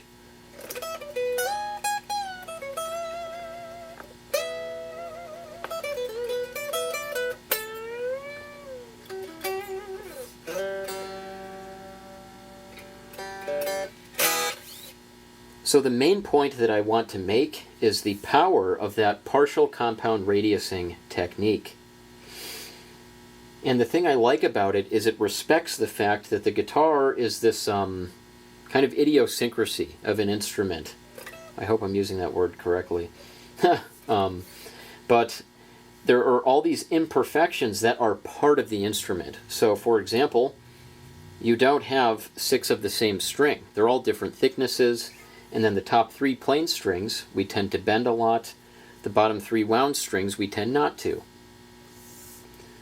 And of the 3 plain strings on top, because we're dealing with a radiused fingerboard, the high E string is going to have particular problems bending without choking out, for the reasons I explained earlier.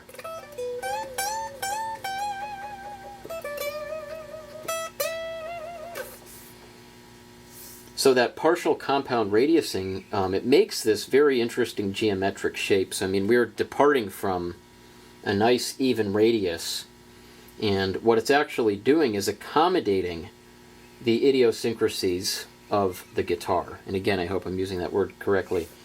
Now, the thing I did not address was my theory that the low E string in particular requires more relief to play without buzzing. Actually, this is not my theory, but something I gleaned from a website owned by Big John's Guitars from Denton, Texas.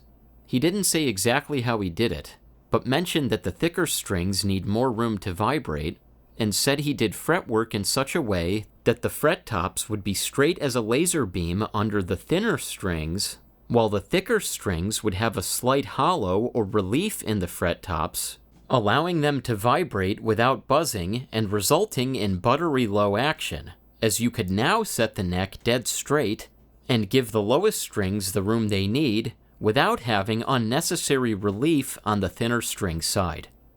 I'd never thought of that before.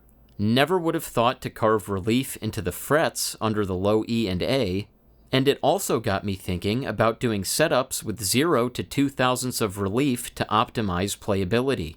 So shout out to Big John. Anyway, back to the video. Now, I didn't do any carving of relief into the frets, and I didn't even talk about that. And that's because I have not completely figured that out yet. I would love to pick someone's brain that has done a lot of Plex scans and can say definitively like what the appropriate curvature of relief is. I mean, that's pretty good. That is pretty good, and all I did was just level this flat, and this is with 0.000 of relief. I mean, if we're going to account for error of the measuring tool, let's say like 0 to 1, 1.5, 0.02-ish, somewhere around there. But I mean, from what I could tell, and I've used this gauge a lot, this is at 0.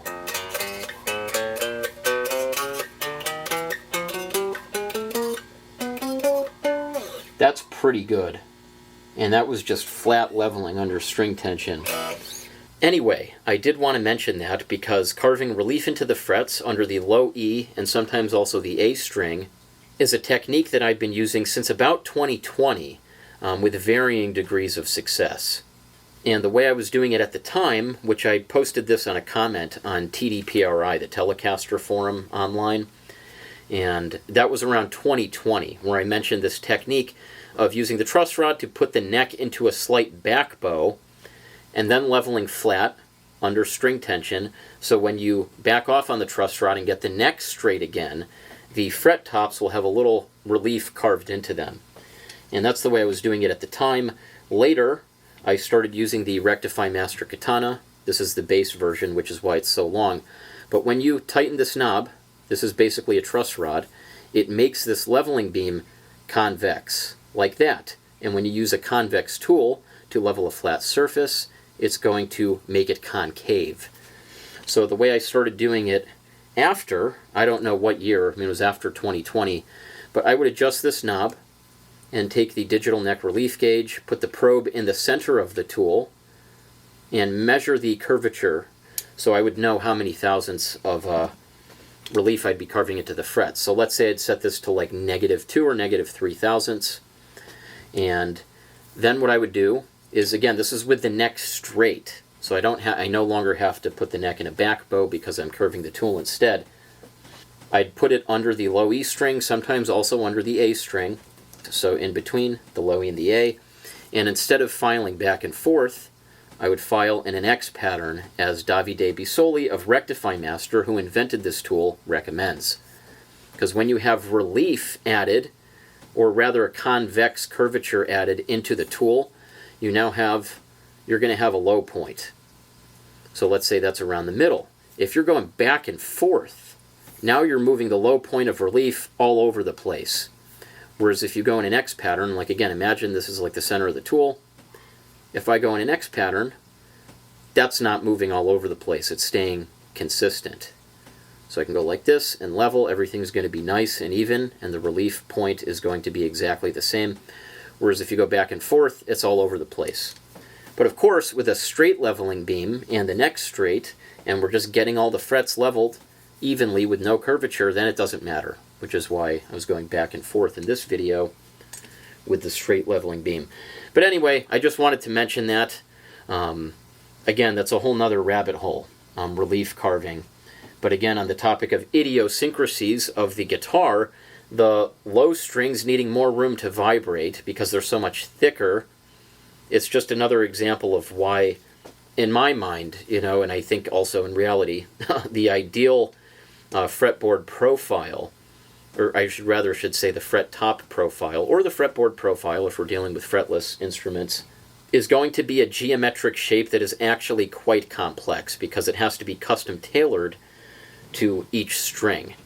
Now you can divide it up just into the wound strings and the plain strings to be a little more simplistic, but even with that, the A string sometimes I have issues with.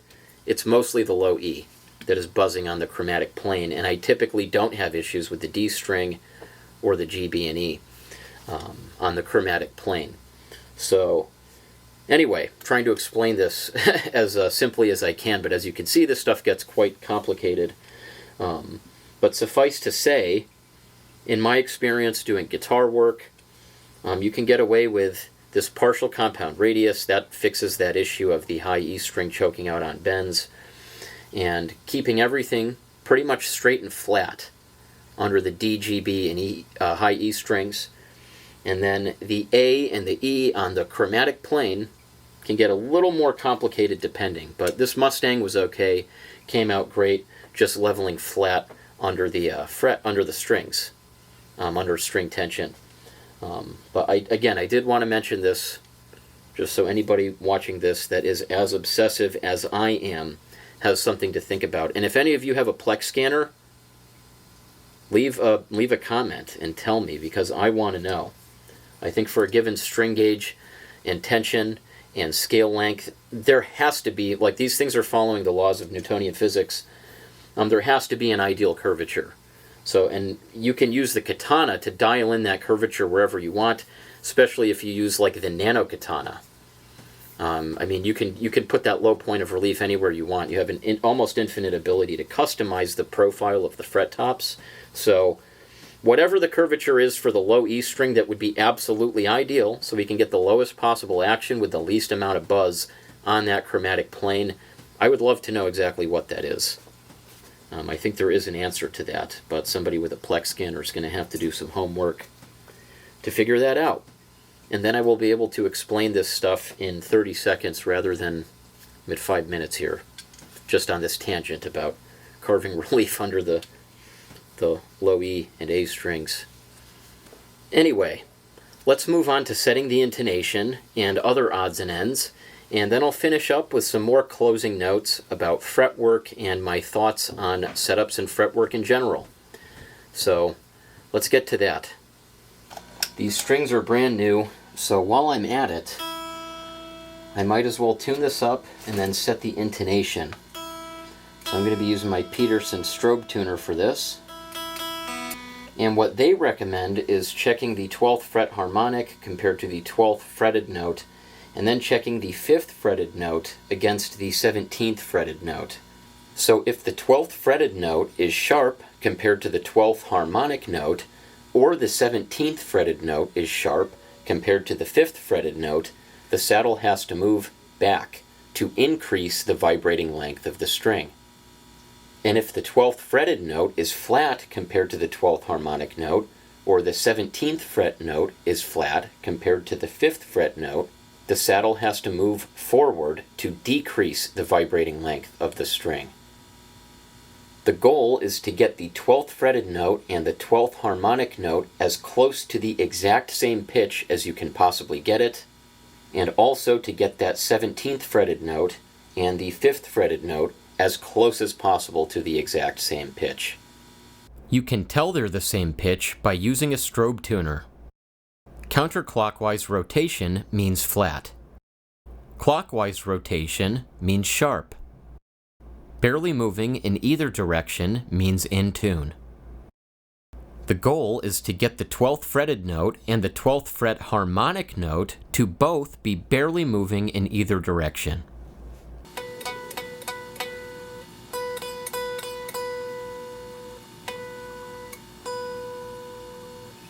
And again, if the fretted 12th fret note is sharp compared to the 12th fret harmonic note,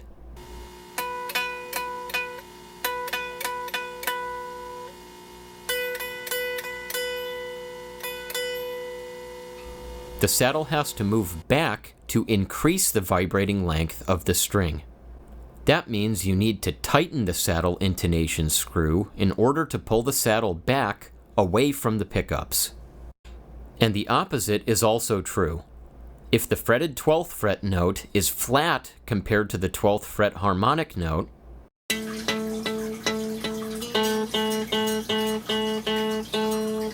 the saddle has to move forward to decrease the vibrating length of the string.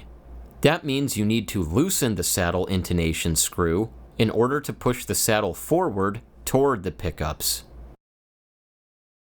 Retune the strings as necessary between saddle adjustments. Test again, adjust the saddle again, and repeat until you've gotten the intonation as close as possible. Now you might have noticed I have a piece of leather protecting the guitar top, and then I'm using a pretty long screwdriver. So the action end on here is 8 inches, and that just makes for a really easy and safe adjustment on these saddles. So leather protects the top, and then the actual handle of the screwdriver is well behind the body of the guitar. This is also the same screwdriver that I use for adjusting the tremolo claw screws on Strats. So this is a great tool to have on hand. And for whatever reason here, I am getting a little, like everything is fretting a little sharp at the 5th fret. So I'm actually just going to set this so the 12th fret harmonic is as close as I can get it to the 12th fretted note, and I'm not going to worry about the 17th compared to the 5th, because the 17th is just consistently coming up quite flat compared to the 5th fret note.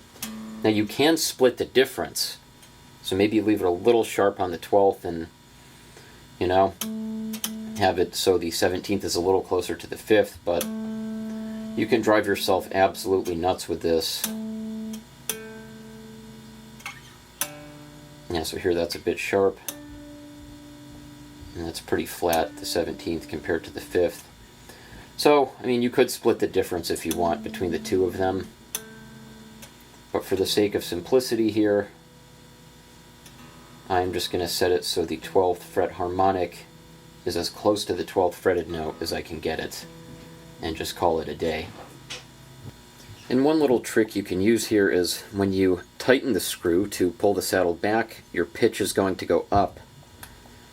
And obviously you're going to have to retune it, but a lot of times just tugging on the string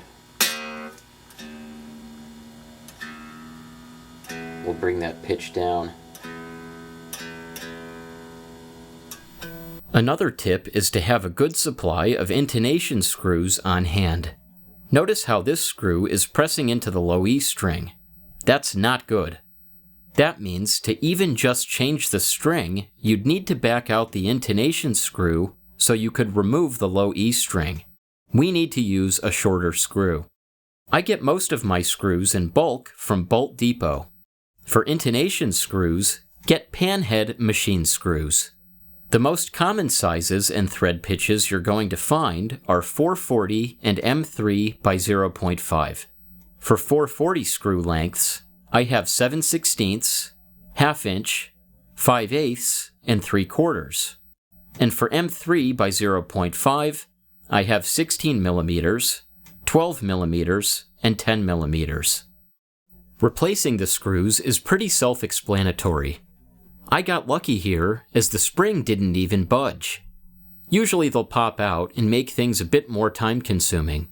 Sometimes you need to prop the saddle up at just the right angle in order for the screws to catch the threads. But again, it's self-explanatory. You'll get the hang of it quickly. Once the intonation screws are replaced, you'll of course have to reset the intonation. So be sure to swap out any intonation screws you have to before setting the intonation. As an added bonus, you can get 3/16 stainless steel screws, which are a little more expensive than 18/8 stainless, but they have molybdenum added to the alloy, which makes them incredibly corrosion resistant. Saddle height and intonation screws are more prone to corrosion than any other screw on a guitar because all the sweat from your hand gets into them. 3/16 stainless is made for marine applications. Think highly salty seawater, which is similar to your sweat. So you can see why it's the superior choice for saddle height and intonation adjustment screws. I wish it was the industry standard, but for now, I'm the only person I know of that's using these. Anyway, once you get all the intonation screws replaced with screws of a more appropriate length, and hopefully a more appropriate alloy, you can set your intonation and then take a moment to admire your work. This is what this Squier Mustang ended up looking like after meticulous intonating with the Peterson strobe tuner and replacing all the intonation and height adjustment screws with 3/16 stainless replacements from Bolt Depot. Now there are a lot of other odds and ends, such as tightening up all the nuts on the tuners, making sure those are good, rounding off the edges of the nut so it's nice and comfortable. And there's also the string alignment of the neck, so having the outer E strings the same distance from the fret bevel on either side. And there can be neck pocket work as well, if you've seen my other videos on clearing the neck pocket holes and then flattening or deepening a neck pocket. So I'm very big on that, making sure that the neck pocket is totally flat, that the neck angle is set correctly, and that the holes for the screws are cleared. So clearance holes for the neck screws are very, very important, and I explained that in one of my older videos on my channel.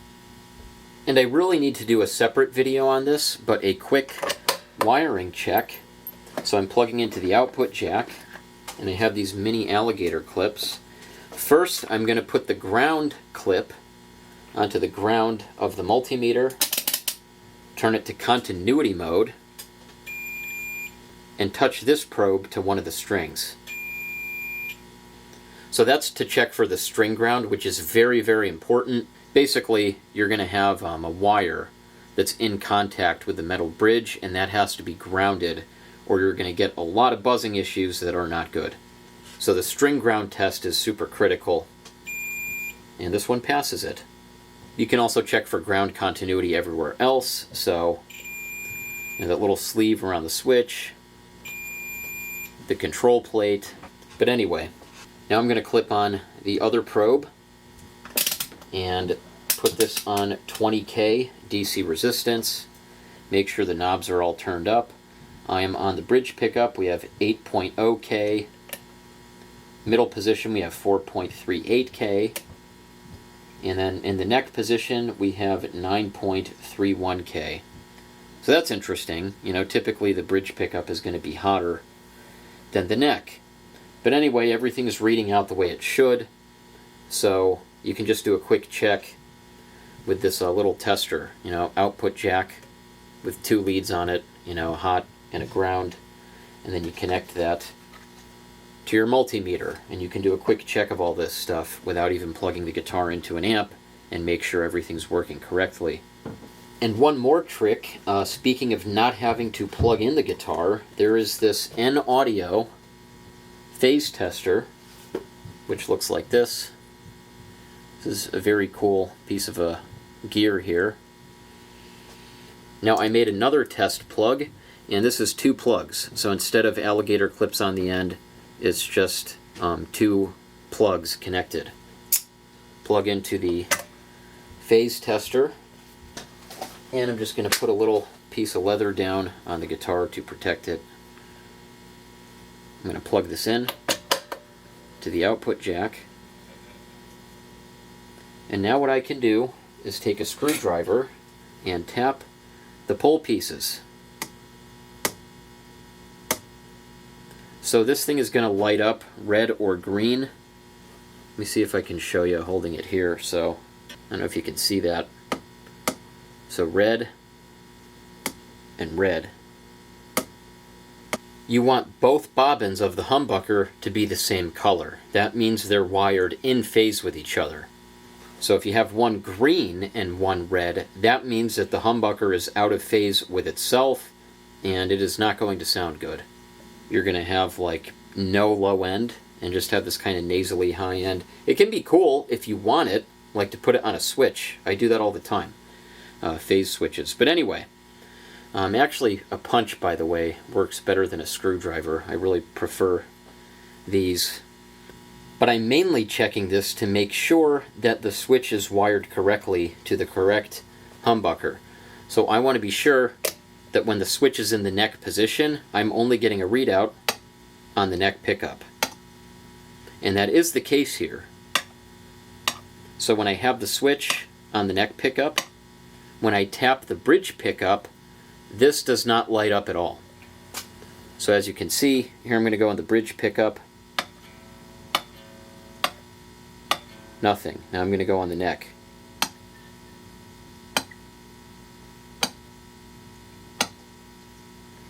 And similarly, we can go to the middle position, and now both should be active. Got red, red, red, and red. And then the bridge pickup. Bridge is active, and nothing on the neck. So that checks out, and we can verify that everything works with nothing but a multimeter, a phase tester, and then a couple custom output jack plugs. So the dogs are barking to remind me to get back to the task at hand and get back on topic, because I just veered way off course there. So I was talking about neck angle and shimming stuff, and neck alignment was going to be the next thing I was going to talk about. And there's also the string alignment of the neck, so having the outer E strings the same distance from the fret bevel on either side. And there can be neck pocket work as well, if you've seen my other videos on clearing the neck pocket holes and then flattening or deepening a neck pocket. So I'm very big on that, making sure that the neck pocket is totally flat, that the neck angle is set correctly, and that the holes for the screws are cleared. So clearance holes for the neck screws are very, very important, and I explained that in one of my older videos on my channel. And it's not just about mechanical impedance, which means maximizing wood-to-wood contact so you get the most vibration transfer, which is always a good thing. But I have had times where stuff in the neck pocket was throwing off the setup. Like all the specs were reading out the way they should, but the guitar just felt messed up. And sure enough, taking the neck off, I could see there's something in the pocket, sometimes causing the neck to tilt laterally up on one side or the other. And even if you get the action dialed in, it still feels messed up. So neck pocket work is a big deal on bolt-on neck guitars. But I do address that in other videos, and fortunately, I couldn't tell anything wrong with this one. So all that's to say that you might have to do a whole lot more than I did in this video. So the goal is still the same. You get the neck straight, capo on the 1st, check the action at the 12th fret, and set the action there. Take the capo off, set the action at the 1st fret. And then you're primed to do your understring leveling, double check everything. Very simple. However, let's say the first step of the process, we're checking the relief and getting the neck straight. You go to adjust the truss rod, and it's not working. I had a time recently, like these plugs on Strat necks, that little plastic plug they have for the truss rod adjuster. Well, I went to turn one time, and it felt like the truss rod was going to break. I was cranking it real hard. and it just wasn't budging. Or felt like it might twist a little bit, but it wasn't doing anything, like the neck relief just stayed the same. So what I ended up having to do was to completely back out the adjuster and take it out, and then put some sandpaper on a dowel and ream out the interior of that plug. Because what was happening was it was compressing the adjuster, so it was just wrapped so tight around it that you couldn't turn it. So it wasn't because the truss rod was too tight. You know, the neck was bowed up like a banana, but I mean, you could crank on that thing as hard as you could and it was not going to move. And it felt like I was going to break the truss rod. So, lo and behold, you know, I was able to get the adjuster out, and then reaming out that little plug there, put the adjuster back in, and I was able to tighten it up. I did clean it out too. You know, got a Q-tip, cleaned out the threads. I put a little 3-in-1 oil in there and wetted it out before I threaded it back on. Other times you might have to clamp the neck, like the neck is stuck in this back Ford bow. The neck is stuck in this banana shape, and there's nothing you can do, so it's like you take the adjuster out, you can clamp it into a back bow with a special fixture. Some people just clamp it straight and then put it next to a heat source. But anyway, all that stuff can go wrong with the truss rod adjuster right off the bat. Another example from a recent job was this truss rod channel that was too tight. The Allen wrench was getting stuck in the wood and was unable to turn the truss rod adjuster as a result. However, this was a two-way truss rod, which means I couldn't remove the adjuster. I very carefully used my Fordham rotary tool and a conical bit to route out the bulk of the wood surrounding the adjuster, which made room for the necessary 5mm Allen wrench to do its thing. Afterwards, I used some of my homemade shellac on a Q-tip to seal the bare wood that was exposed after routing. Then we get to adjusting the action. Now, you might have to shim the neck. You might have to tilt the neck up this way to lower the action. If the strings are flat against the frets and you've got the saddles jacked all the way up, like you can't get them high enough and the action is too low, like bottomed out, then you might have to shim the other side of the neck to pitch it forward that way to raise the action. Or my preferred solution is to use this router base plate I made for the StewMac plunge base. And I have a Fordham handpiece there. But basically I made this. This is a router. It's got a guide bearing bit. So you take off the neck, you take off the pick guard and all the other stuff in the way. This will go on top of the guitar, and that will allow me to route the neck pocket down. I can flatten it, I can deepen it. So again, in the case of the action being too low, you got your saddles all the way up and it's just the action is way too low. You can't get it high enough. Then we can route the neck pocket down. So the neck comes down, the action gets higher. And then you might have to consider too, depending on the thickness of the neck pocket, you might have to use shorter neck screws. So the neck screws aren't going up through the fingerboard. And that's just one example of things that could go wrong with setting the action. So you have the action set at the 12th fret, and now you've got to consider the neck pocket and the neck angle, and then you also have to consider your saddles and your bridge.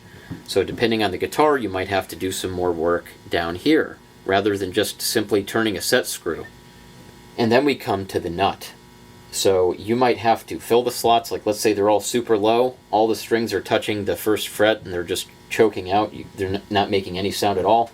You could fill the nut slots with baking soda or nut rescue powder and super glue, thin super glue, and then recut them to the proper depth. You might have to take the nut out and attach a permanent shim to it. So I have a video on how to do all this stuff, by the way, filling the nut slots, making permanent shims for nuts and saddles. You might have to make a new nut or get a pre-slotted nut and install that. So basically, if it's too low, you've got to shim the nut or fill the slots and recut them or replace it. You've got a whole bunch of things that can go wrong every step of the way of this process. I do want to make that clear, that there's a lot of caveats to watch out for with this.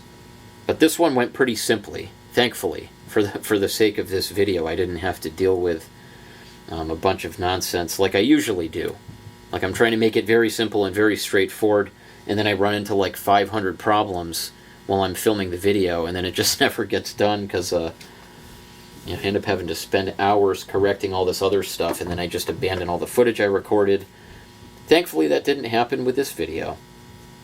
Alright, so anyway, I got to get this guitar back to the customer, so I'm going to finish it off with some Meguiar's cleaner wax. I used to use this mirror glaze, number 7. Yeah, this stuff. This stuff is very good. That's an old bottle of it. But the cleaner wax is the stuff I've been using lately.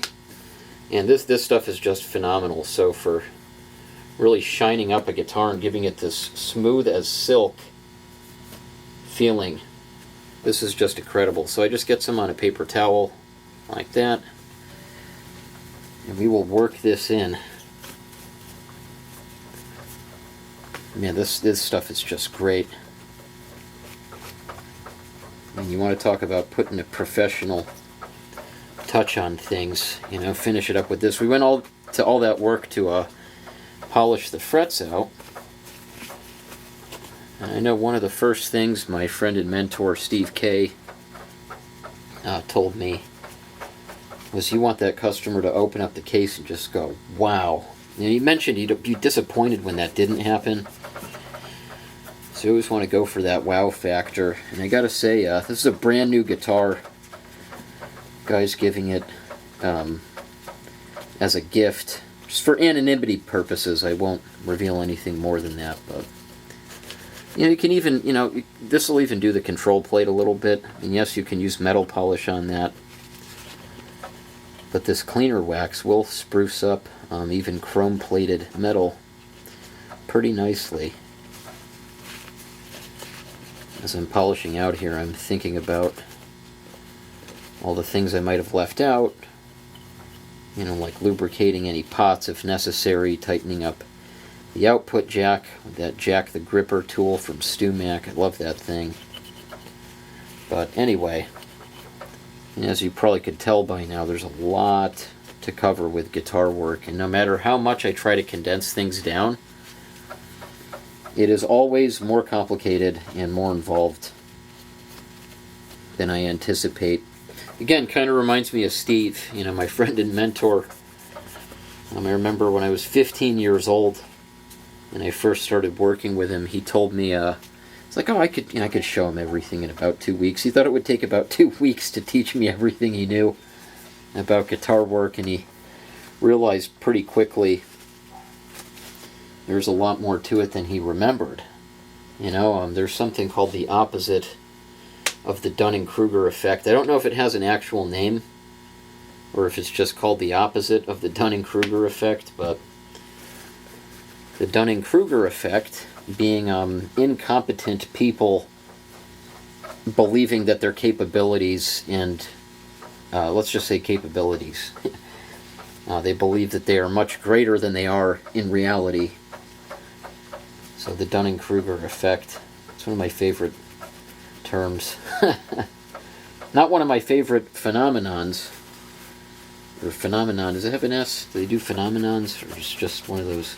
Well, anyway, speaking of Dunning-Kruger, oh yeah, that plate is shining up beautifully. And like the luster on that, this stuff is just incredible. Yeah, Meguiar's cleaner wax. Oh, it smells great too. It's like, you know, wow. You can actually get a fresh paper towel. I'm going to show you that in a sec and get it close to the camera. Again, you can use metal polish, but man, even on chrome plated. Oh, I don't want to bang into anything, so I'm going to hold it back here. But look at the shine on that neck plate and on the body. Like, wow. And if you could feel it, it is just incredible. Like, it's so smooth. It's so smooth. It's just wonderful. What was I talking about? Oh yeah, the opposite of the Dunning-Kruger effect. So with Steve, was like grossly underestimating the skill level that he has. And it's like, oh, that's, you know, I could show him everything in 2 weeks. That's pretty funny. Wow. Whoa. It's just I mean, I've used this stuff probably thousands of times, and it still blows me away every time. It's so smooth. Oh man. Got little birds lining up outside my window here. 3 little birds. And we used to play that in my band. It was one of the many cover songs we did. 3 little birds. Okay.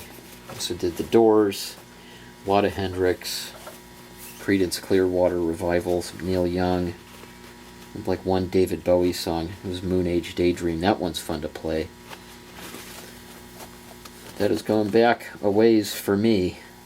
Not too far.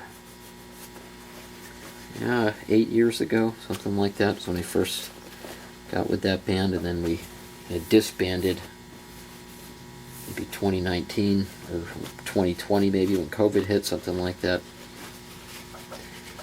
Oh yes, look at those saddles looking nice too. Oh, beautiful. Okay, so it's all polished out. Everything is done, except for that little spot right there. And we are ready to wrap up the video. So I'm going to take off my glasses because I had them on, well, like I think 3 or 4 pairs of them on throughout the recording of this video. So I figured why not have a little novelty at the end and take my glasses off. So there you go. I'm going to enjoy this a little bit before giving it back. I might record a little, small amount of clips of me playing it. This thing's super cool. It's just awesome. I'm really enjoying the short scale.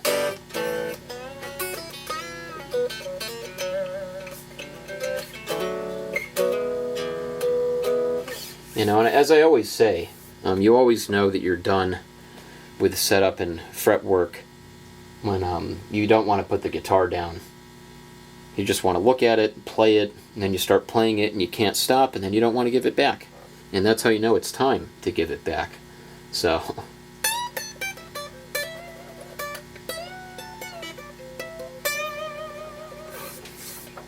alright, so that's it for this video. I might do a little outro of me playing this guitar.